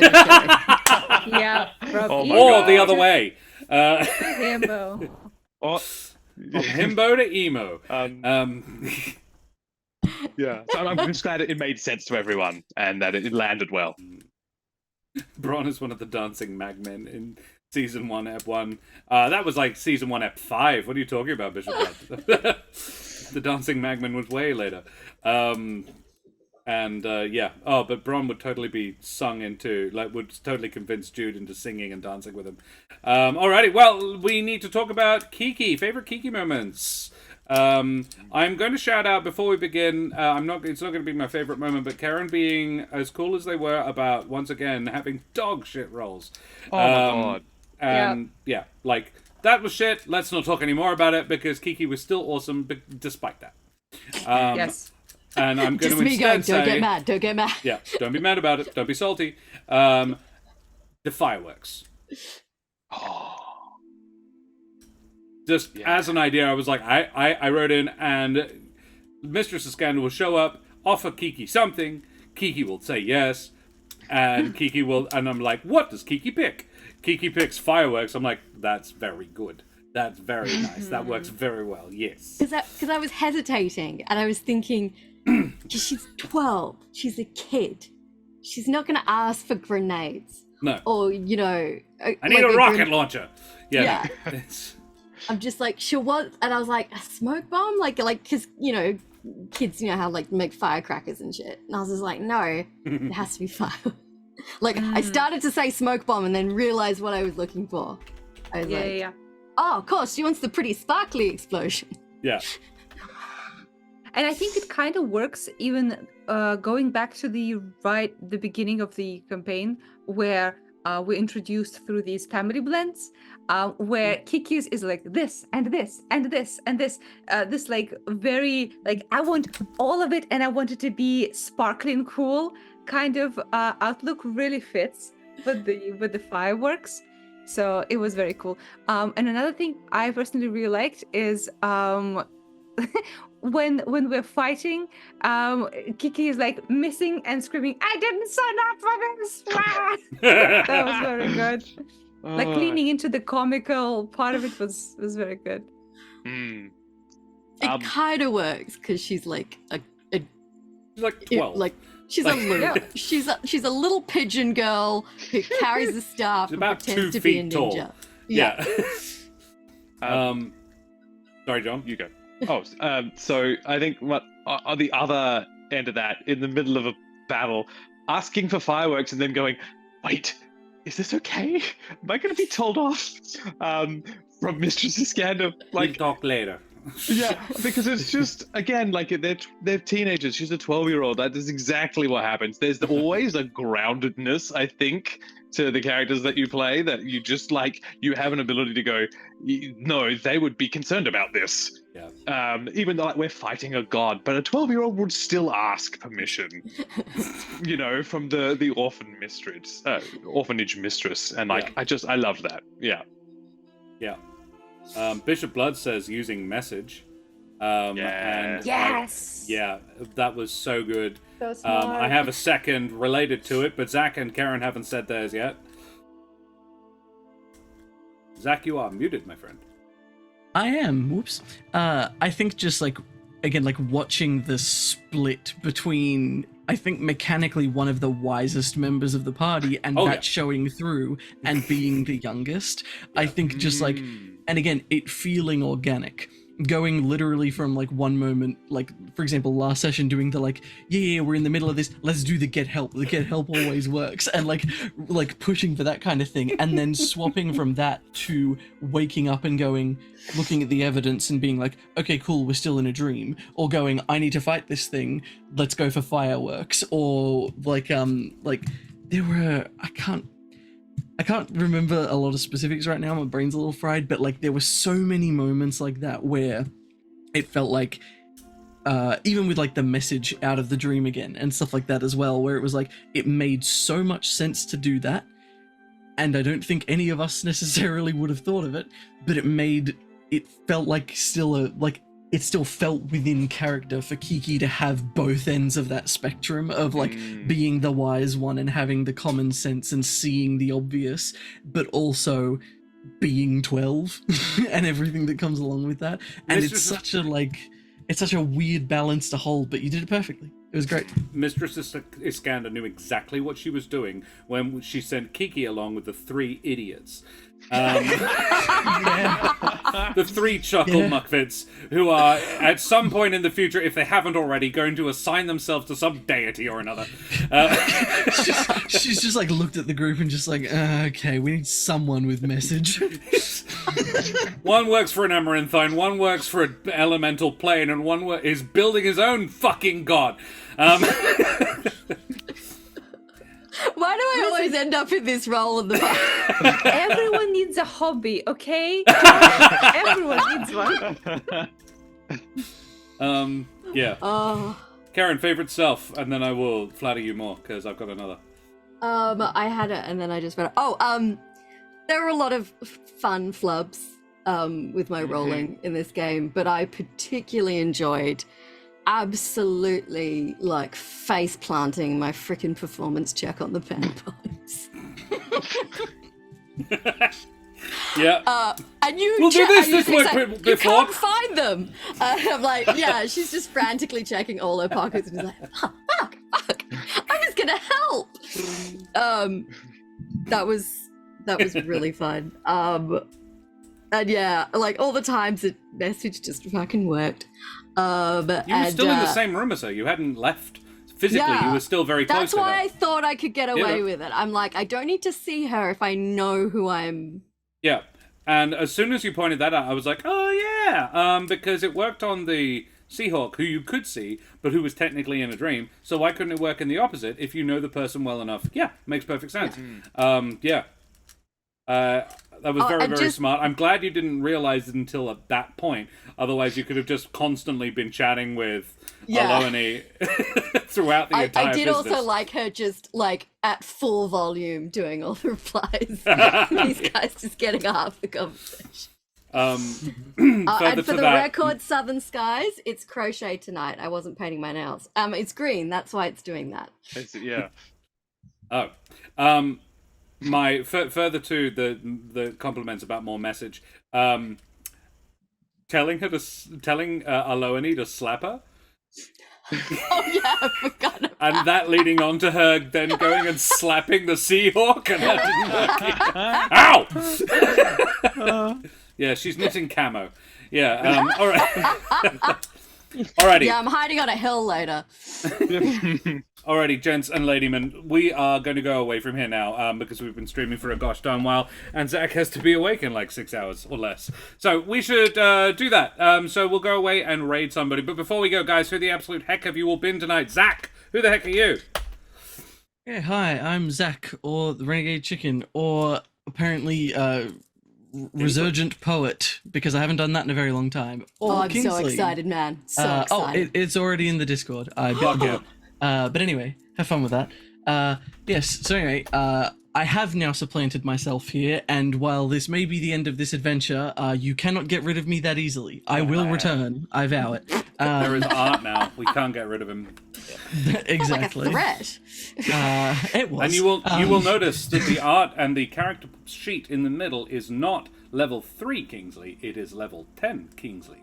Weird that, isn't it? So, Daria, you and I need to chat later. But yes, so I will fucking catch do you that guys, again.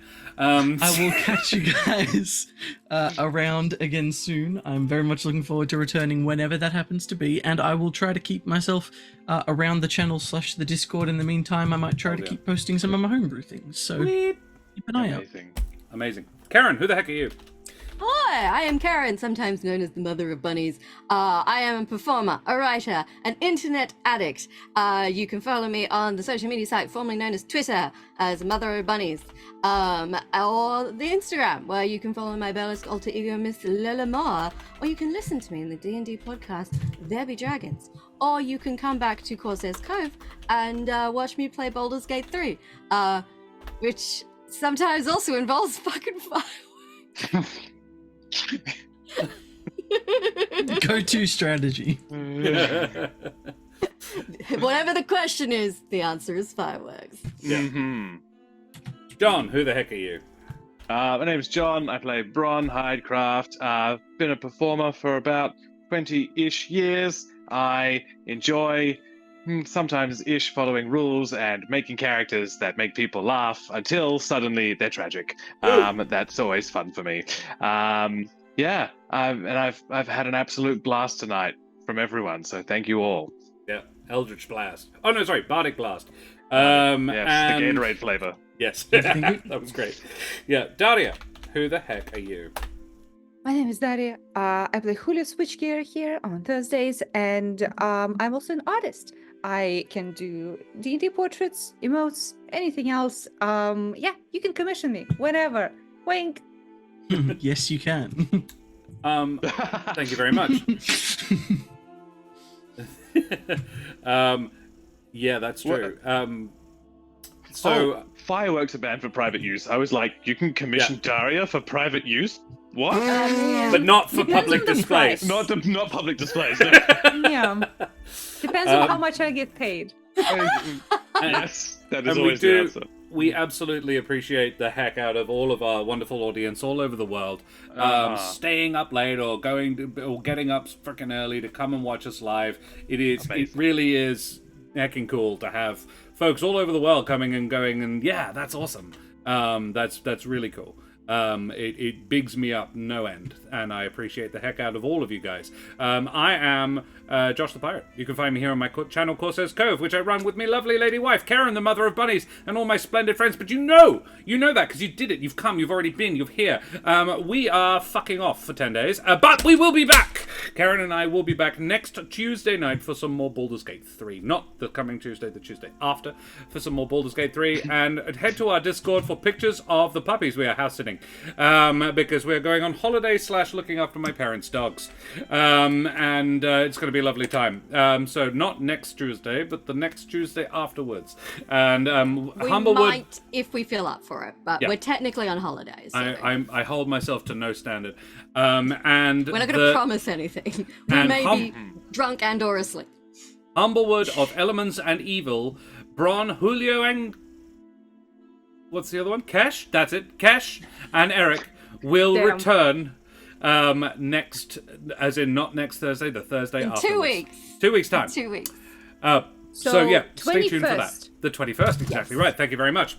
And we will be back to our normal starting time, so Bishop's Blood can get up an hour later. 7 p.m. AWST, which is GMT plus 8. So 11 a.m. GMT. So, guys, we should go away from here. But before we do, Karen, could you tell us quickly about the Ukraine? Guys, type ! ticket in chat for final chances to go into the draw to win a Trollord Games voucher. Karen, take it away. The Ukraine, you may have heard about it. Sadly, the war there is still continuing. So the people of Ukraine continue to need our support. So if you are able, the link in chat is for the Emergency Action Appeal. This is a collection of Australian not-for-profits and charities that have banded together to support Ukrainian refugees. If you can, please donate. If you have already donated to that link, go find another war link. Give them money if you can. So much suffering. Please help. That's it. Alrighty, I'm going to close the giveaway. 5, 4, 3, 2, 1. The giveaway has been closed. No more giveaways. And we draw. Abyss! Abyss wins! Abyss, I will Nice. send that through to you on the disc of the chords. So yeah, look forward to that coming through into your DMs shortly. I will slide it in there for you. Guys, we need to go and raid somebody now. And I think it would be... it'd be jolly nice of us to go and raid... what do we reckon, guys? Crit and Miss? What are Crit and Miss doing? World Render, episode 5. That sounds kind of fun. How long have they been going? Do they look like... Oh, they've been going for 4.5 hours. Do we think they'll be back? I am getting an ad right now. Stream is ending. No! We've missed them. How about... Fuck it. Let's drop a raid on Mike Moans. Mike's a lovely chap. For He's... some reason, I'm getting 2 pools and hot tubs recommendations in my recommended channel, despite never having watched a pool or hot tubs. Are they playing D&D? weird. Oh my god, D&D and a Well, hot this tub. one wants a boyfriend. DM me at Mira's Juice. The trash. She said DM. 2 girls, Dungeon 1 Master shower. me. Twerk right now. This is the quality Causes content we come to Kobe's Twitch live. We for. could rate... Oh, wait. Oh, wait. Thanks, That's Bishop Blood. that's not the stream you do in a shower. It's eating weird things. Yeah, you've got to eat. Yeah. Yeah. We all know this. Pancakes, come on. Alrighty, guys. Well, we'll drop a raid on Mike Moans, guys. Throw your favorite raid emotes up in chat. Tell Mike where you came from. Show them love like we always do. We are affiliated with Wooden Forge Gaming Accessories, purveyors of WA and possibly even the world's finest handcrafted wooden tabletop accessories, like this gorgeous Jarrah Dice Keeper, double-sided thing, rolling tray on the other side, very powerful magnets holding it together. You can get it laser engraved like I have, but this one's got my name on it, so you can't have it. We are also affiliated with Trollord Games, who provided us with our lovely giveaway for this evening. Wooden Forge link is there. Head on over to woodenforge.com/Corsairs Cove, and you could acquire some beautiful handcrafted tabletop accessories like those. And if you head on over to Trollord Games and your Abyss, you can use your code that you got this evening to go and win something. And if not, you can just purchase it with your normal human money. Guys, That you acquired legally. yes. And then enjoy it with your human emotions. Guys, we will raid Mike Moans now. Say hi to Mike. Throw up your favorite raid emotes. Tell them where you came from. Show them the love like we always do. We will see you in a fortnight. Say goodbye, everybody. Bye-bye. Goodbye. Bye-bye.